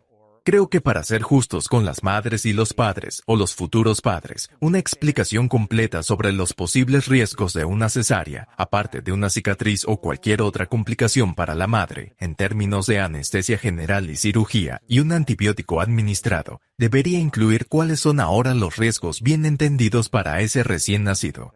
Estos riesgos deben ser discutidos con calma y paciencia, para garantizar que todos comprendan la situación. Y aquí están. Cuando un niño pasa por el canal de parto en un parto vaginal normal, ese niño es ungido. Ungido con las semillas bacterianas, las semillas virales de su futuro microbioma. Estas bacterias y virus, junto con otros microorganismos, colonizan su cuerpo. A través de este proceso se determinan varias funciones importantes que tendrán efectos duraderos en ese niño, afectando su desarrollo tanto físico como inmunológico cuando se convierte en adulto o adulta. Realmente, el punto de ajuste de la reactividad inmune, por ejemplo, que el sistema inmune recibe un grado significativo de programación de las bacterias del intestino y otros órganos. Y las diferencias en las bacterias del intestino entre un niño nacido por cesárea y un niño nacido por parto vaginal son realmente significativas de verdad. Sabemos que los cambios en el conjunto, la funcionalidad y la diversidad de los organismos intestinales están estrechamente relacionados con cosas como la diabetes, la obesidad e incluso el riesgo de desarrollar condiciones autoinmunes. Habiendo dicho eso, lo que revela la ciencia es que hay un aumento del riesgo bastante significativo de condiciones autoinmunes en niños nacidos por cesárea. Varias investigaciones han demostrado que hay un aumento dramático del riesgo de autismo, TDAH y condiciones autoinmunes, tales como la enfermedad celíaca y la diabetes tipo 1, en niños que son nacidos por cesárea, en comparación con los niños nacidos por vía vaginal. La investigación está disponible. Esta investigación ha sido publicada durante al menos 15 años. Hay otras cosas interesantes que suceden en términos de compresión física de ese niño al momento de pasar por un canal estrecho en comparación con ser simplemente liberado en la cesárea. Quizás juegue un papel destacado, pero creo que gran parte de la investigación, la mayoría, se centra en el ungimiento de ese niño con un tipo específico de arreglo bacteriano y viral en el canal de parto, que invade los ojos, oídos, nariz y boca del niño. Especialmente, y luego sirve como la semilla para su futuro microbioma intestinal diverso, a diferencia de formar ese microbioma intestinal basado en cualquier bacteria que pueda estar en el guante, la bata del cirujano o en la sala de operaciones. La buena noticia, de hecho, hay dos buenas noticias. Primero, que hay una normalización bastante significativa del microbioma intestinal del niño pequeño, con el tiempo, a medida que él o ella están expuestos al mundo, el mismo mundo que el otro niño va explorando. Pero el otro avance de la investigación, que creo que es muy emocionante y prometedor, ha sido realizado principalmente en NYU. Este avance es la idea de antes de hacer una cesárea, tomar un hisopo vaginal y mantener ese hisopo en un ambiente lo suficientemente cálido y húmedo. Entregar al niño por cesárea y luego implantar ese componente bacteriano cuidadosamente en la boca, nariz, cara, oídos y ojos del niño para asegurar su salud óptima. ¿Prácticamente en todas partes? Básicamente limpiar la cara de ese niño. Esa investigación está en sus primeras etapas, pero se está realizando. Y creo que veremos que los resultados probablemente estarán relacionados con un beneficio intermedio. Estarán en algún lugar entre el parto vaginal y la cesárea, pero en un lugar mejor que la cesárea. Porque escuchas acerca de... Quiero decir, escuchas sobre el aumento del autismo, TDAH, como mencionaste, enfermedades autoinmunes, irritaciones de la piel, alergias a las nueces, todas estas cosas diferentes que no sé si eso existía cuando creías. ¿Era eso común en los niños? No, estaban presentes en condiciones autoinmunes. Nuevamente, diabetes tipo 1, enfermedad celíaca, lupus, todas las diversas condiciones autoinmunes estaban presentes. Pero estamos viendo que están aumentando drásticamente. ¿Y por qué? Se resume en un solo término del que hemos hablado hoy llamado inmunometabolismo. La relación entre la respuesta equilibrada del sistema inmunológico y nuestra salud metabólica. El control de nuestro azúcar en sangre, nuestra presión arterial, si estamos obesos o no, esas cosas están aumentando rápidamente y amenazan el equilibrio del sistema inmunológico. Más allá de eso, la variedad, diversidad y funcionalidad de las bacterias intestinales están cambiando bastante rápidamente con el tiempo, principalmente debido al cambio en la dieta humana que tiene un papel directo en el equilibrio de la respuesta del sistema inmunológico. No debería ser ni muy alta ni muy baja, la zona justa. Si no hay suficiente función inmune, desarrollamos riesgo de infecciones. Demasiada función inmune, reaccionamos a cosas, incluso contra nosotros mismos. De ahí se explica, proporcionando la respuesta a tu pregunta, por qué estamos viendo un aumento en las alergias a nueces y otras cosas, y también en las condiciones autoinmunes. Déjame decirte algo antes de que se me olvide. ¿Esto me ibas a decir antes de que te preguntara? ¿Sí? Mi esposa y yo estamos en una cabaña justo en la parte norte de la Patagonia, en Chile, y estoy viendo televisión. Está en español, por supuesto. Y ahí está mi entrevista. Tu entrevista conmigo, en realidad. En la televisión chilena y en muy buen español que estaba sincronizado con nuestras bocas. Era perfecto. Eso es genial. Sí, doblamos nuestro contenido. Tenemos toda la inteligencia artificial doblando todo. Así, tenemos más de 1 millón de suscriptores y entre 5 a 7 millones de vistas al mes en nuestro canal en español. También tenemos un canal en portugués. Nuestra misión es servir a la humanidad de la mejor manera posible con esta información. Voy mucho a México. Mi prometida es de México. Vamos allí por su trabajo. Camino por la calle y la gente se me acerca y reproduce el contenido en español.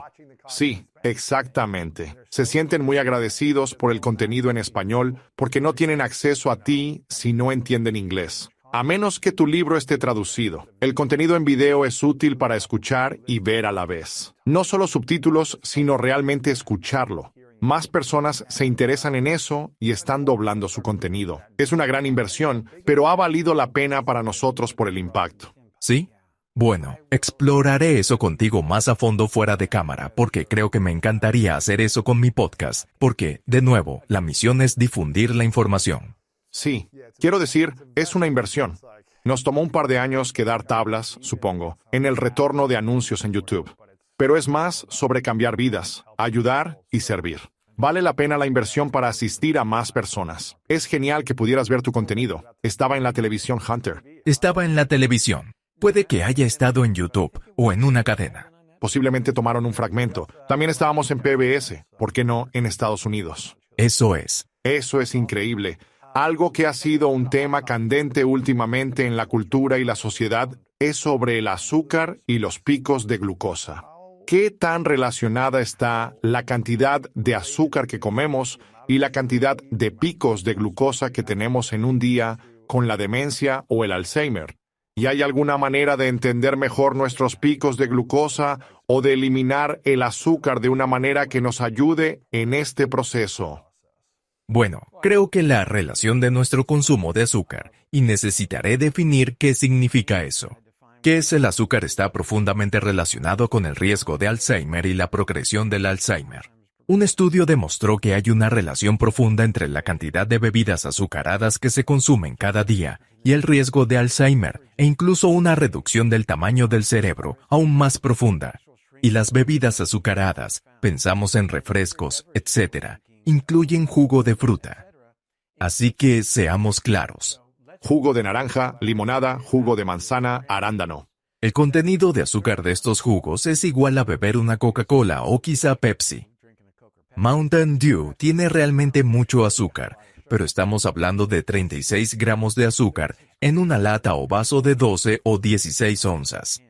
Habiendo dicho eso, es un peligro claro y presente. Y mecánicamente ya hemos cubierto por qué sucede. Porque estamos amenazando las mitocondrias. Estamos amenazando con cambiar esas maravillosas células inmunes de apoyo a convertirse en el gemelo malvado y destruir células cerebrales. Y todo se une. Ahora estamos conectando estos puntos. Mi colega, el Dr. Robert Lustig, realmente ha avanzado mucho para definir la bioquímica en términos de cómo está sucediendo esto. Y luego, ¿cuáles son las relaciones entre estas tendencias dietéticas y el deterioro de la salud del cerebro? Pero aún estamos viendo cantidades cada vez mayores de otra información que nos lleva a creer que hay azúcares malos y buenos azúcares. Y la realidad es que el azúcar más amenazante de todos no es la glucosa. ¿Qué es? Es fructosa por mucho margen. ¿Cuál es la diferencia entre glucosa y fructosa? Son moléculas completamente diferentes en términos de la cantidad de átomos de carbono, y lo más importante, en el azúcar de mesa es ambas cosas. Es 50% fructosa y 50% glucosa. Están unidas. Consumimos ese azúcar de mesa y luego en el intestino, con una enzima llamada sacarasa, la dividimos en fructosa y glucosa. La fructosa no requiere insulina para su metabolismo. Y como hemos podido haber hablado antes, se metaboliza inmediatamente en algo llamado ácido úrico, que es una amenaza profunda para nuestro metabolismo. La glucosa se absorbe y se usa como combustible. La fructosa es una potente toxina mitocondrial. Toxina. Toxina mitocondrial. Fructosa, azúcar de fruta, fructosa. Ahora, dicho eso, el azúcar de mesa es 50% fructosa. Reconociendo que existe algo llamado jarabe de maíz de alta fructosa, que tiene un porcentaje aún mayor de fructosa, es barato y realmente dulce. Por eso es el endulzante preferido de alrededor del 60 al 70% de los productos envasados en estanterías de supermercados, que contienen al menos algo de edulcorante añadido. En gran parte, es jarabe de maíz de alta fructosa o un derivado del mismo. La fructosa es una amenaza poderosa para nuestra función inmune, una amenaza poderosa para la salud mitocondrial. Por eso amenaza nuestra función inmune. Y obviamente un peligro claro y presente en lo que respecta a la salud cerebral y el riesgo de Alzheimer. Entonces, permíteme retroceder un poco en el tiempo hasta cuando empezamos hoy.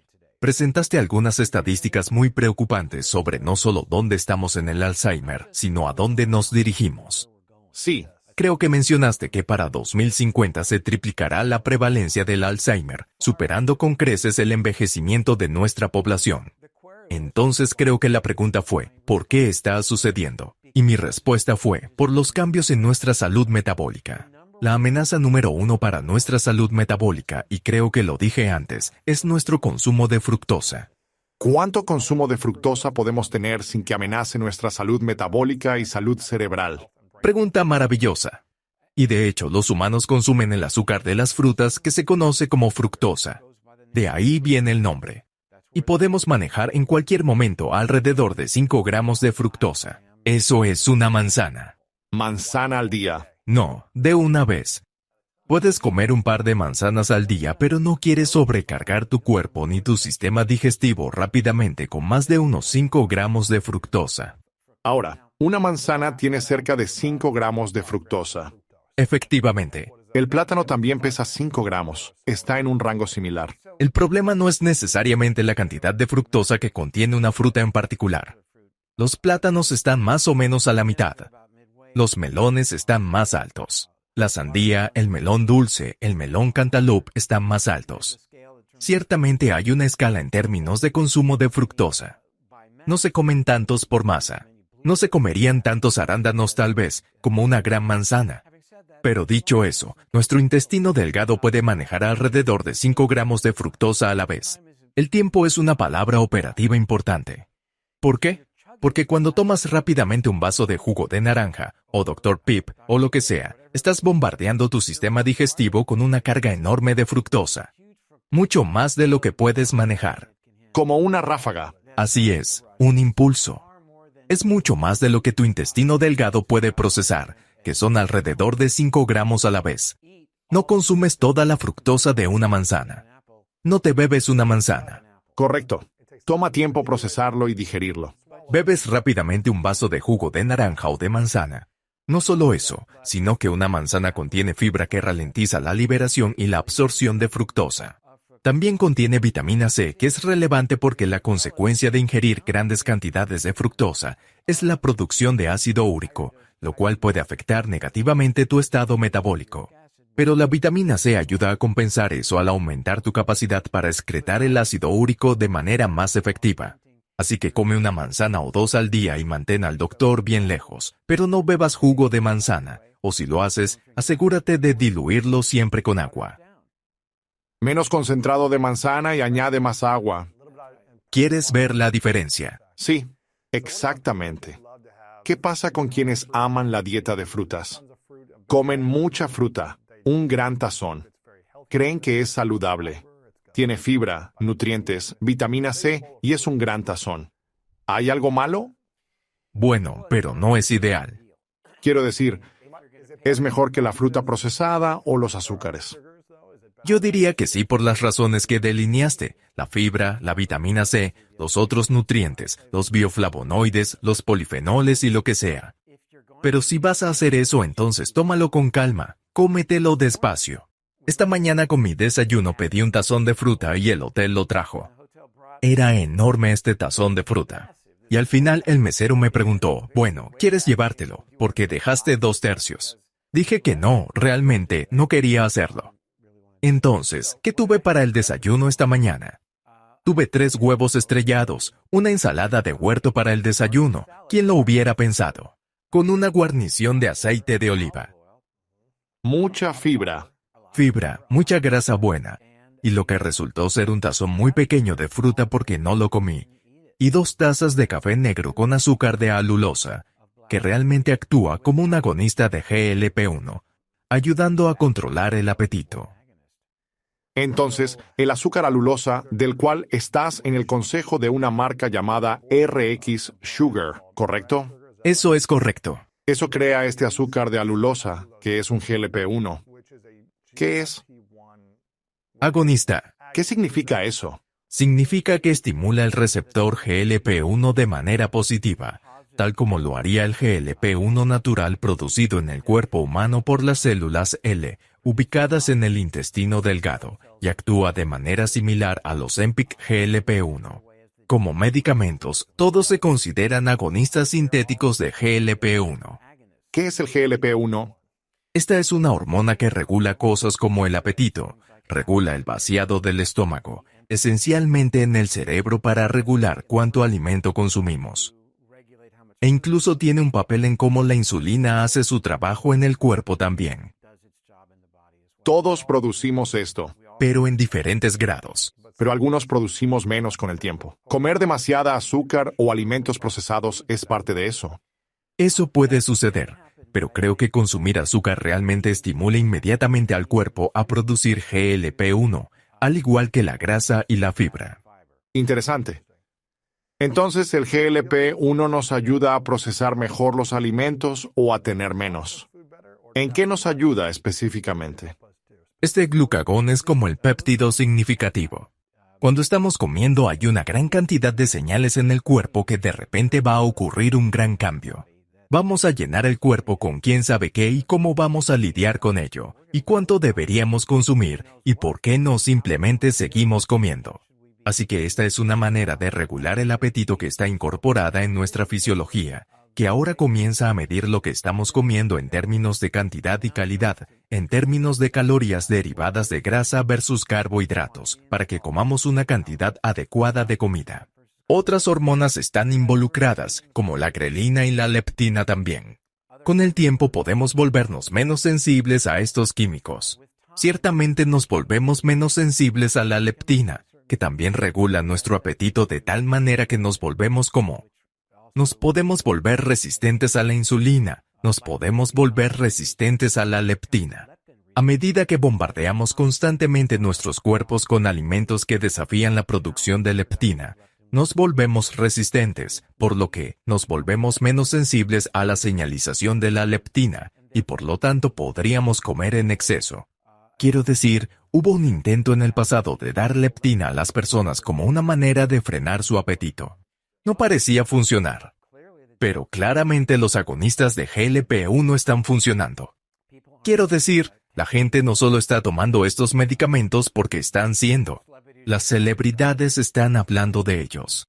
Están funcionando extremadamente bien en términos de pérdida de peso y control del azúcar en sangre también.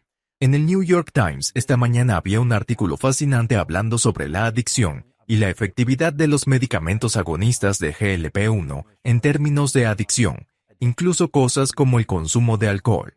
Así que...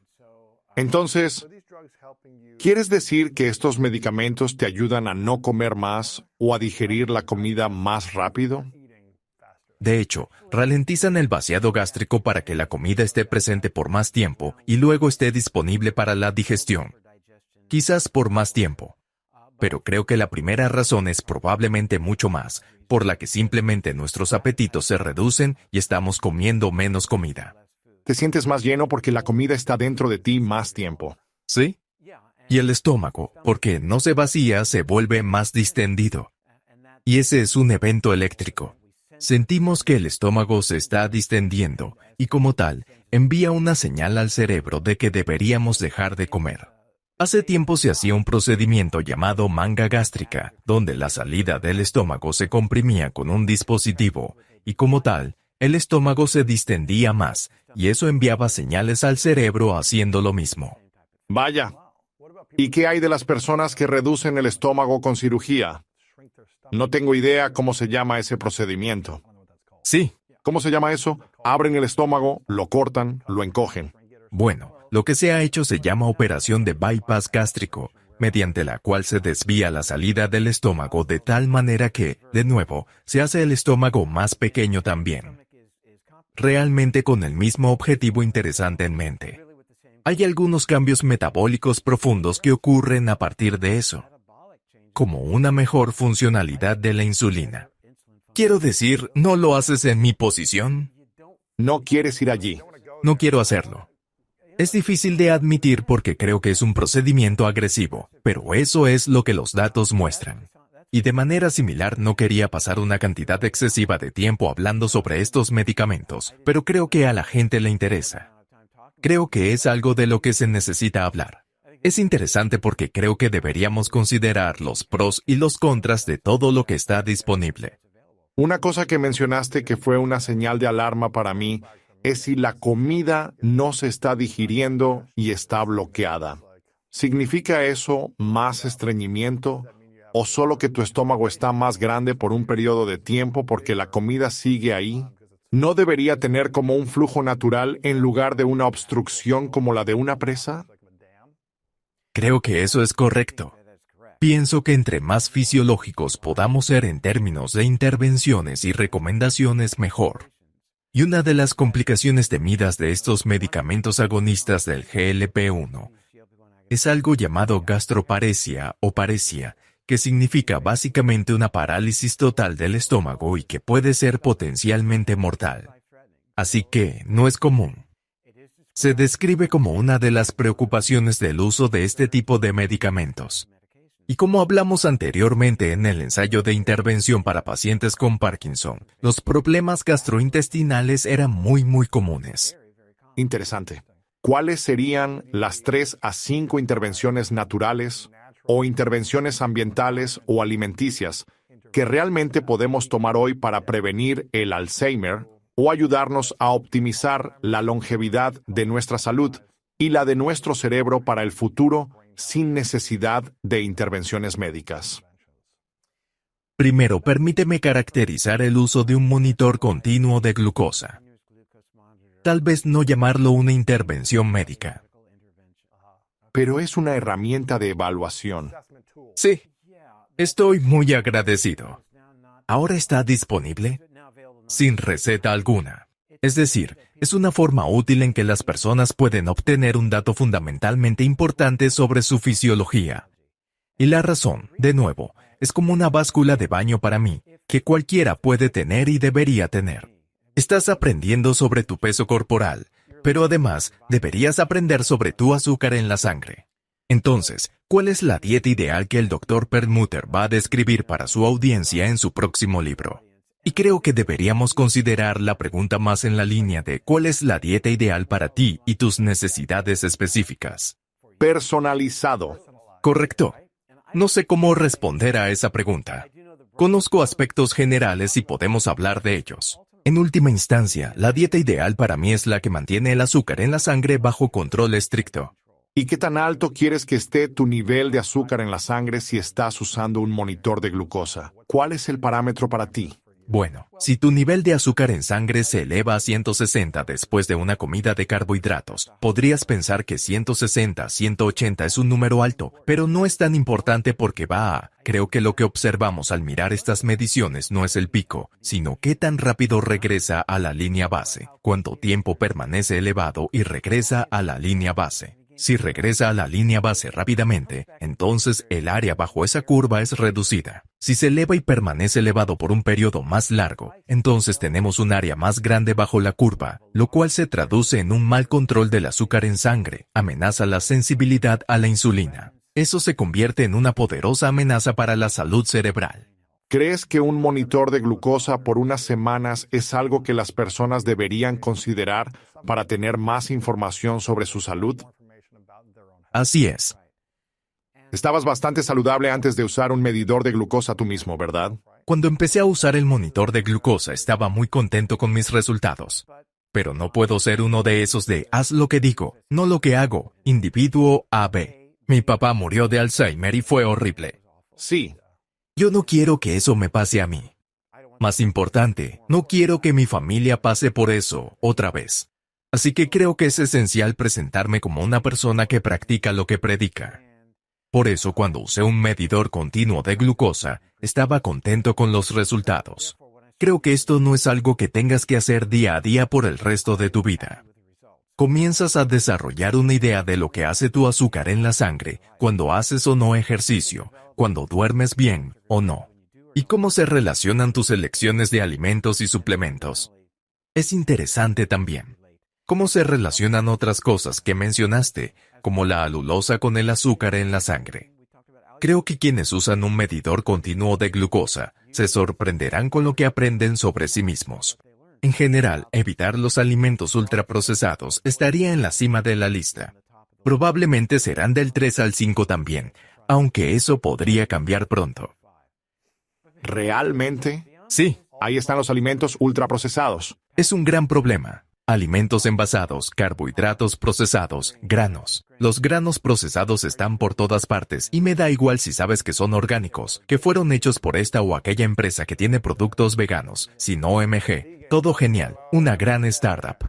Quiero apoyar a estas personas. Es el procesamiento de estos alimentos lo que lleva al hecho de que están básicamente predigeridos. Y cuando se consumen, tu nivel de azúcar en la sangre sube. ¿Y qué hay de las barras de proteína y cosas así que son apetecibles? No es un alimento natural. Y creo que para mí he hecho lo mejor para evitar ese tipo de alimentos empaquetados. Quiero decir, ¿hay un momento si estás en una conferencia sentado en ella todo el día? Sí, no realmente. La verdad es que simplemente. Rápidamente un poco, sí. Y tu cerebro va a funcionar bastante bien. Tener un buen desayuno, ir a la conferencia, tal vez haya un buen almuerzo o no. Así que realmente no veo un momento y un lugar si vas a estar en la vía caminando y necesitas tener algo en tu mochila. Podrías poner una manzana en tu mochila, una bolsa de nueces mixtas tan fácilmente como puedes poner una barra de proteína o un paquete de galletas. ¿Podría haber una barra de proteína que sea aceptable? Las hay, y hay algunas que no están tan mal. Tienes que vigilar el contenido de azúcar. Realmente tienes que ver qué tipos de grasas entran en ellas porque son buenas. Nuevamente, grasas procesadas que son amenazantes y grasas buenas que no solo son buenas para ti, sino fundamentales para tu salud. ¿Y algo de carne seca sin azúcar? Solo sal y carne. ¿Seca o ahumada? Bueno, seco versus ahumado, creo que es realmente importante. Creo que el proceso de ahumar puede introducir químicos que no necesariamente van a ser buenos para ti. Seco, básicamente deshidratado, no creo que sea un riesgo significativo. Eso contiene muchas purinas. Por cada onza las purinas se metabolizan en ácido úrico, que es algo que podemos monitorear. Y podemos monitorear nuestro propio ácido úrico comprando en línea un monitor de ácido úrico que requiere una punción en el dedo, a diferencia del monitor continuo de glucosa. Pero veremos qué nos depara el futuro. ¿Hay algún alimento procesado que creas que podría tener beneficio de alguna manera y que sea mínimamente procesado? Algo que venga en paquete y no sea tan dañino. Sí, de hecho hay un par que realmente destacan. Hay un tipo mínimamente procesado de trigo sarraceno llamado trigo sarraceno himalayo tártaro. ¿HTB? Sí, Dr. Jeffrey Bland. no recuerdo. El Dr. Jeffrey Bland y el Dr. Austin Perlmutter. ¿Quién lo sabía? Ahí está. Acaban de publicar un informe detallado que examina los cambios en lo que se llaman patrones de metilación, observando cuidadosamente los cambios en los marcadores del ADN humano con el tiempo, en personas que están consumiendo esto. HTB, alforfón tártaro del Himalaya. Y realmente encontraron algunos resultados fenomenales. Interesante. Mencionaste que tu padre murió de Alzheimer. ¿Fue esa una de las razones por las que quisiste entrar en el campo médico y estudiar esto? No, mi padre fue una de las principales razones por las que me convertí sin lugar a dudas. Quiero decir, creo que estaba prácticamente escrito que iba a ser médico y no otra cosa. Y por varias razones. Mi primera opción era meteorólogo, específicamente un especialista en huracanes. Cuando estaba en quinto grado solía andar en mi bicicleta hasta el Centro Nacional de Huracanes en Coral Gables, y tenían todas estas exhibiciones fascinantes sobre cómo se forma un huracán. Eso era increíble. Y solía trazar huracanes cuando daban las actualizaciones. Solían dar la latitud y longitud exacta del huracán para que tú en casa pudieras trazar fácilmente el progreso de este huracán en tu propio mapamundi de huracanes personalizados. Ya no usan eso. Pero de todos modos decidí que no haría eso, porque a medida que crecía me di cuenta de que tenía que estudiar química y matemáticas, que resultaron ser mis materias favoritas. Sin embargo, más tarde decidí ser doctor. Pero creo que las dos principales cosas que me impulsaron fueron su compasión hacia sus pacientes y mi insaciable curiosidad por la medicina y el funcionamiento complejo del cuerpo humano. ¿También estaba estudiando el Alzheimer? No, era un genio. Neurocirujano, siempre trataba del cerebro. Quiero decir, cuando tenía 11 años, en la cena él decía, bueno David, ¿qué es la fascia? ¿Qué el síndrome de Marcia-Fava-Bignami? Y yo diría, bueno, no sé. Y decía, eso les pasa a los italianos que beben demasiado vino tinto. Nunca lo olvidaría. Cuando eres joven puedes recordar. Así que... Wow. Sí, lo era. Y luego, cuando tenía como 13 o 14 años, podía ir en esos días, había menos riesgo. Entraba en el quirófano, me preparaba. ¿Con tu papá? Con mi papá, sí. ¿Cómo fue cuando estaba...? Haciendo cirugías cerebrales o realizando cirugía cerebral. Cuando tenía 14 años estaba en la sala de operaciones sosteniendo retractores, mientras mi papá extirpaba tumores cerebrales. Vamos. Realmente. ¿Cuántas cirugías cerebrales hizo tu papá? Varias semanalmente. También hizo mucho trabajo tras bambalinas. Un montón de cientos o miles. Sí, era un cirujano maravilloso. Y cuando combinas esa habilidad con compasión, porque no siempre eran buenas noticias después del hecho. Claro. Y lo vi hacer eso, lo vi interactuar a menudo con las familias de los pacientes. Y recuerdo en particular, una noche me despertó y me dijo que tenía que ir urgentemente a la sala de emergencias en el Hospital South Miami. Y salimos de inmediato. Era la 1 de la mañana y un hombre se había lanzado borracho desde un muro en Los Cayos de Florida, se rompió el cuello y lo llevaron al Hospital South Miami. Y, sin dudarlo, mi papá tuvo que poner tenazas, como tenazas de hielo en su cráneo para estabilizarlo. Tenazas de hielo. Conectada a una cuerda, conectada a una polea, conectada a un peso. Todo esto era necesario para levantar el cuello y evitar que lo moviera más antes de que pudiera entrar y luego estabilizar la fractura. Vaya, fue absolutamente impresionante. Así que lo vi hacer eso en la sala de emergencias. Y luego llegaron la madre y el padre del hombre. Y nunca olvidaré la interacción que tuvo con esa madre y ese padre. Yo estaba en mi adolescencia temprana, y él explicó claramente que se había roto el cuello. Y recuerdo que la madre casi se desmayó de la impresión, hasta el punto que mi papá tuvo que ayudarla a sentarse en una silla, y ella se agarró el corazón con fuerza. Pero la forma en que manejó esa situación fue admirable, considerando que era una situación horrible para que los padres lo descubrieran de esa manera.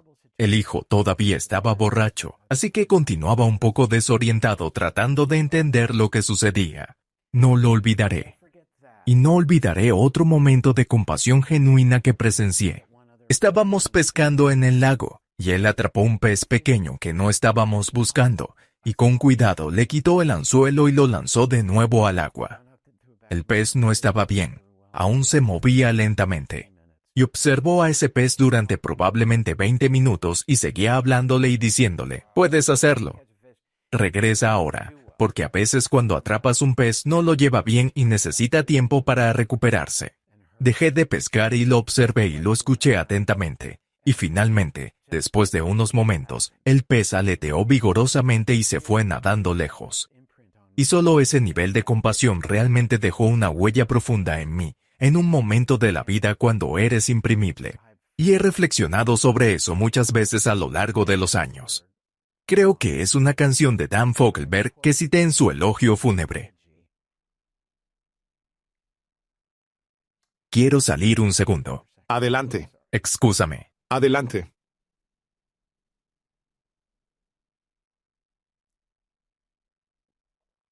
La canción de Dan Fogelberg, que se llama The Leader of the Band, él dice, «Mi vida ha sido un pobre intento de imitar al hombre.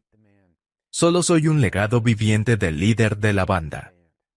Y dejo que esa frase resuene profundamente en la audiencia, porque he vivido toda mi vida tratando de estar a la altura de eso. De verdad lo he hecho. Él no era perfecto. Nadie lo es, por supuesto. Pero como tu padre, como describes en tu libro, puso el listón bastante alto. Afortunadamente para nosotros lo hicieron bien. Y esa no era su misión, pero lo hicieron con el ejemplo. ¿Cuál fue la mayor lección que te enseñó más allá de la compasión?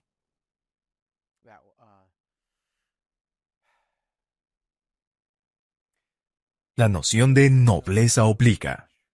¿Qué es eso de lo que hablaba John Kennedy? Básicamente significa que si tienes un don, y todos lo tenemos sea cual sea, estás obligado a usar ese don de una manera que sirva a la humanidad de la mejor forma posible. Recibo el mensaje de que soy bastante inteligente para ciertas cosas. Sé que en esta etapa de la vida voy a cumplir 70 años pronto. Así que puedo decir que he entendido a lo largo de los años que tengo un cerebro bastante bueno y me ha permitido hacer las cosas que he hecho para alcanzar los objetivos que he logrado. Pero lograr cosas por el simple hecho de alcanzarlas es una cosa. Lograr cosas que cumplan con tu nobleza, tu obligación hacia otros, es una tarea de la que creo que se me encargó al conocer esa noción tan importante.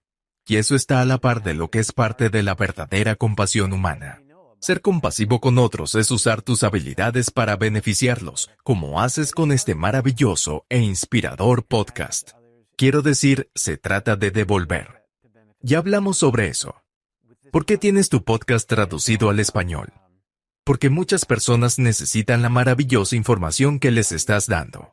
No es un generador de dinero, sé sincero conmigo. Pero esa es nuestra principal y fundamental obligación moral. Absolutamente. ¿Hace cuánto dijiste que tu papá murió de Alzheimer? ¿Es correcto? El Alzheimer lo mató. Y creo que es muy importante que la gente entienda eso. El Alzheimer en sí mismo es la tercera causa de muerte en Estados Unidos. Mata a las personas. Ahora, para ser claros, los pacientes con Alzheimer generalmente tienen bastantes otras enfermedades porque están metabólicamente comprometidos. Enfermedad del corazón, diabetes, etc. Convertirse en diabético tipo 2 está asociado con un aumento de riesgo de alrededor de 4 veces de padecer Alzheimer. Así que estas cosas van de la mano, pero fue claramente el Alzheimer lo que le quitó la vida. ¿Cuánto tiempo tuvo Alzheimer 4 antes de su muerte? Bueno, ¿cuánto tiempo había tenido las manifestaciones clínicas? Probablemente alrededor de 7 años. Pero en cuanto a nuestras discusiones anteriores, probablemente comenzó 20 o 25 años antes de eso. Comenzaste a ver los síntomas hace 7 años, ¿cierto? Bueno, lo diagnostiqué. ¡Wow! Y recuerdo el momento exacto en que lo diagnostiqué. Y en ese preciso momento me dije a mí mismo, ¿cómo pude haber ignorado esto como neurólogo experto? Y por supuesto, lo ignoraría en mi propio padre. Pero es mi trabajo diario. Lo hacía rigurosamente todos los días. Hice ese diagnóstico incontables veces cada día en mi práctica médica habitual. ¿No quieres ver eso con tu padre? Tal vez no. No quería verlo. No podía verlo. Me mantenía alejado de verlo.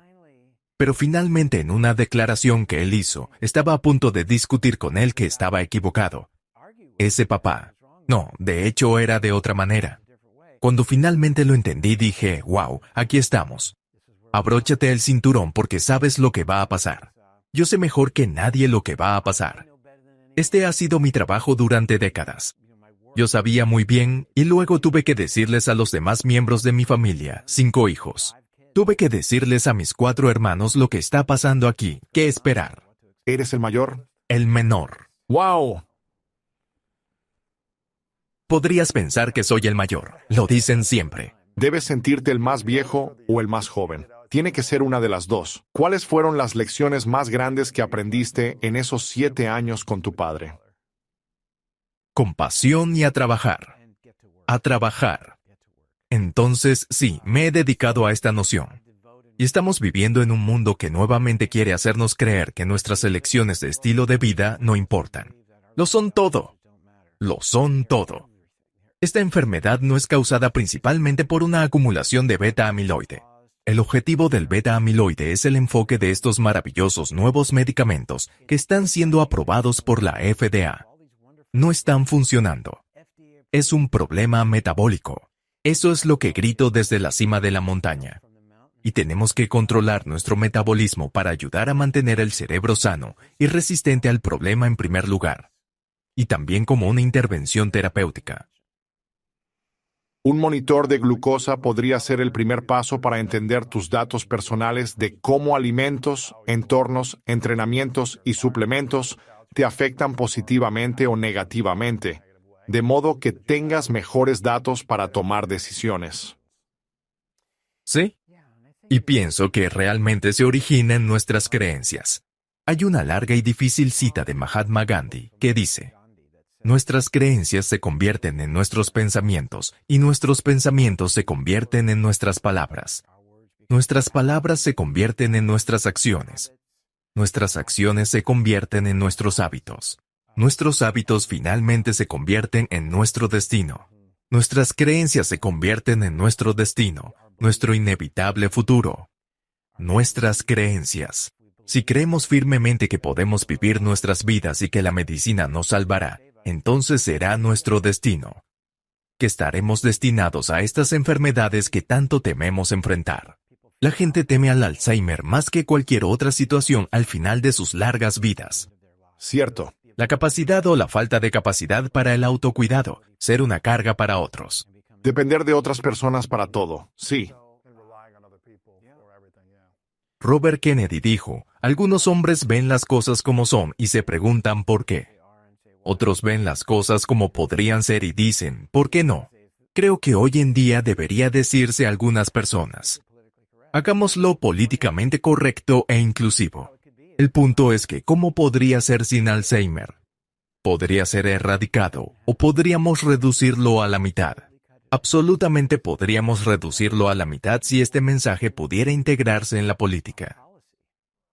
Entonces solíamos tener un país y un mundo más en forma, ¿verdad? Sí, más en forma. Como que solíamos movernos más y no comer tantos alimentos procesados. Bueno, nos hemos alejado mucho de nuestra herencia paleolítica, que es básicamente quienes realmente somos genéticamente.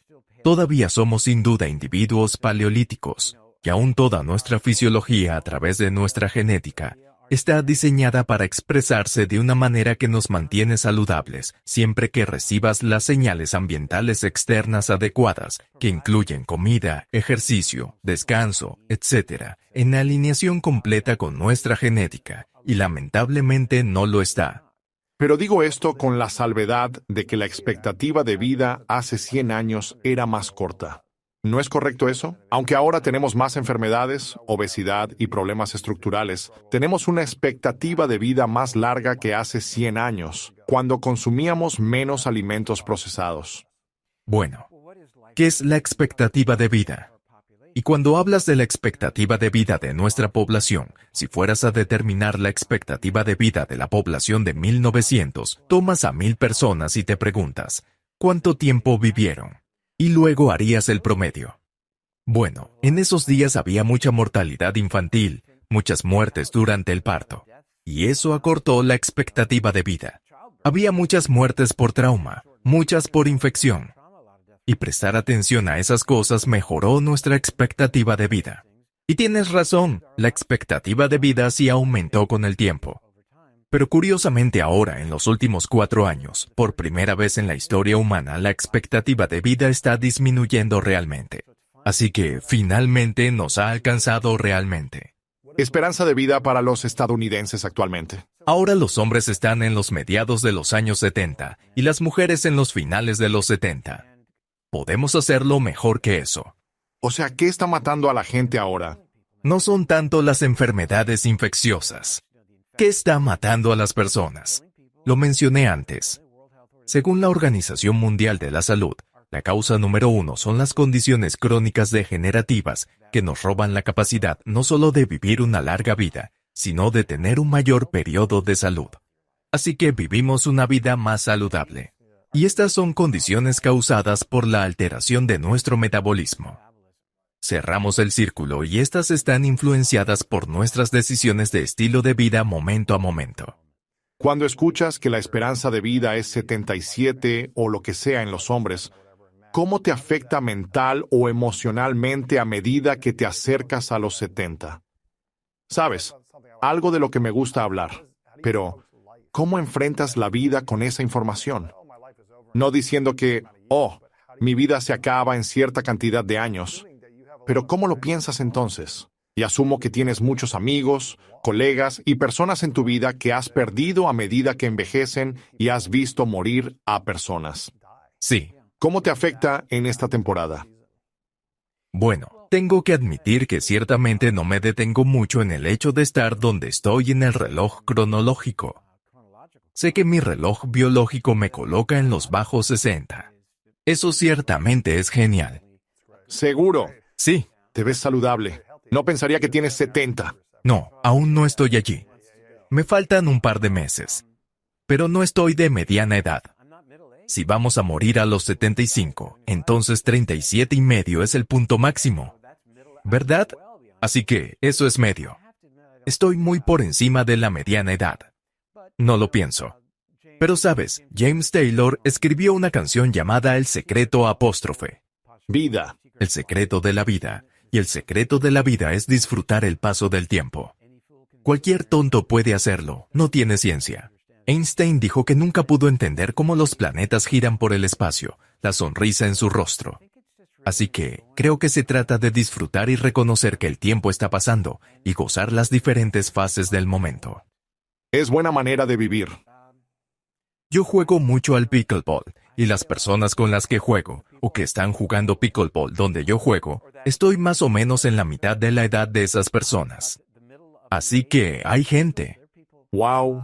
Mayores que yo juegan pickleball. Es alentador. He oído que los deportes de remo son de las mejores maneras de mejorar la función cerebral y alargar tu vida. Así es especialmente. Y estoy realmente emocionado de que afuera de tu estudio haya una mesa, lo cual es genial porque las cosas suceden tan rápido y tienes que pensar muy, muy rápido. Y el pickleball es lo mismo. Sí. Te mueves mucho. Y juegas mucho más dobles entonces. Son todos dobles. Sí. Creo que eso se está volviendo más popular. Pero debes ser más cuidadoso en esta etapa del juego. No quieres lastimarte. No quieres tener una lesión y ves si estás lesionado, entonces no puedes hacer ejercicio. Exactamente. Hacer ejercicio es, creo, el tónico más importante para el cerebro en múltiples estudios. Si quieres aumentar el crecimiento de nuevas células cerebrales y nutrir esas células microgliales bien intencionadas que están ahí para ayudarte y quererte, eso es lo que hace el ejercicio. Así que controla tu dieta y asegúrate de hacer ejercicio todos los días.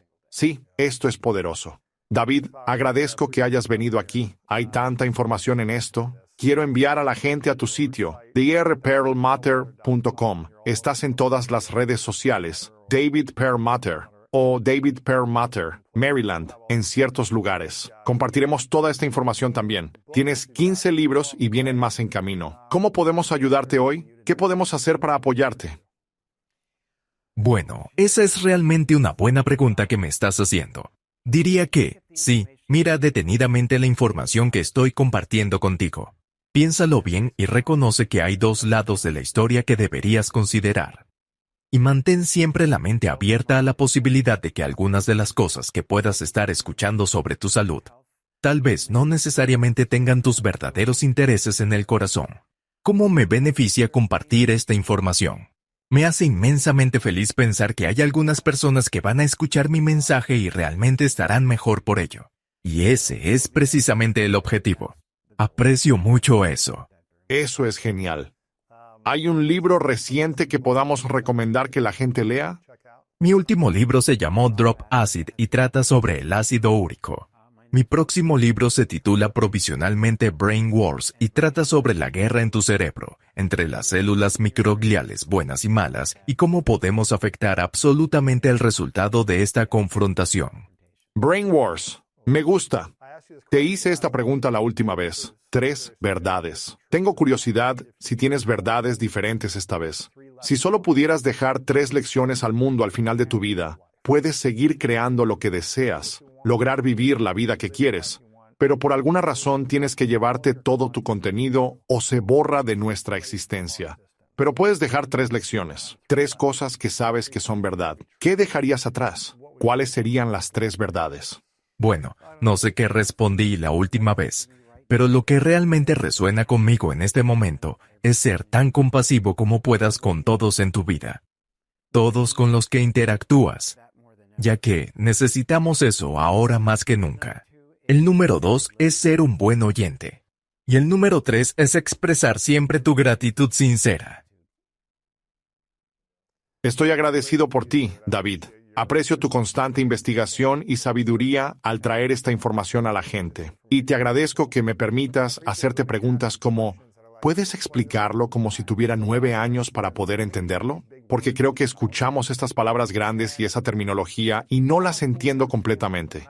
Y estoy entrevistando a expertos como tú todo el tiempo, pero todavía quiero simplificar estas cosas. Así que agradezco que simplifiques lo complejo para mí y nuestra audiencia. Aprecio que estés comprometido en encontrar soluciones, ya sea a través de intervenciones orgánicas o médicas, y que estés abierto a todas las posibilidades de cómo puedes ayudar a personas con Alzheimer u otras cosas para apoyar su salud cerebral y corporal. Y estoy agradecido de que sigas en la misión de mejorar tu salud. Espero que te veamos por mucho tiempo, porque sé que necesitamos más de tu sabiduría. Estoy agradecido por tu investigación, tu compromiso, tu dedicación a servir a la humanidad al más alto nivel.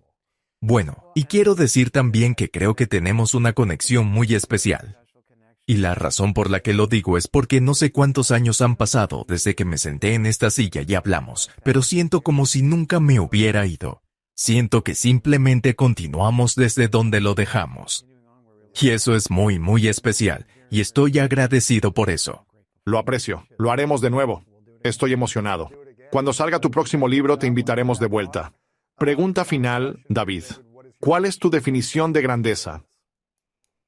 La grandeza es usar los dones únicos que tienes para mejorar nuestro querido planeta.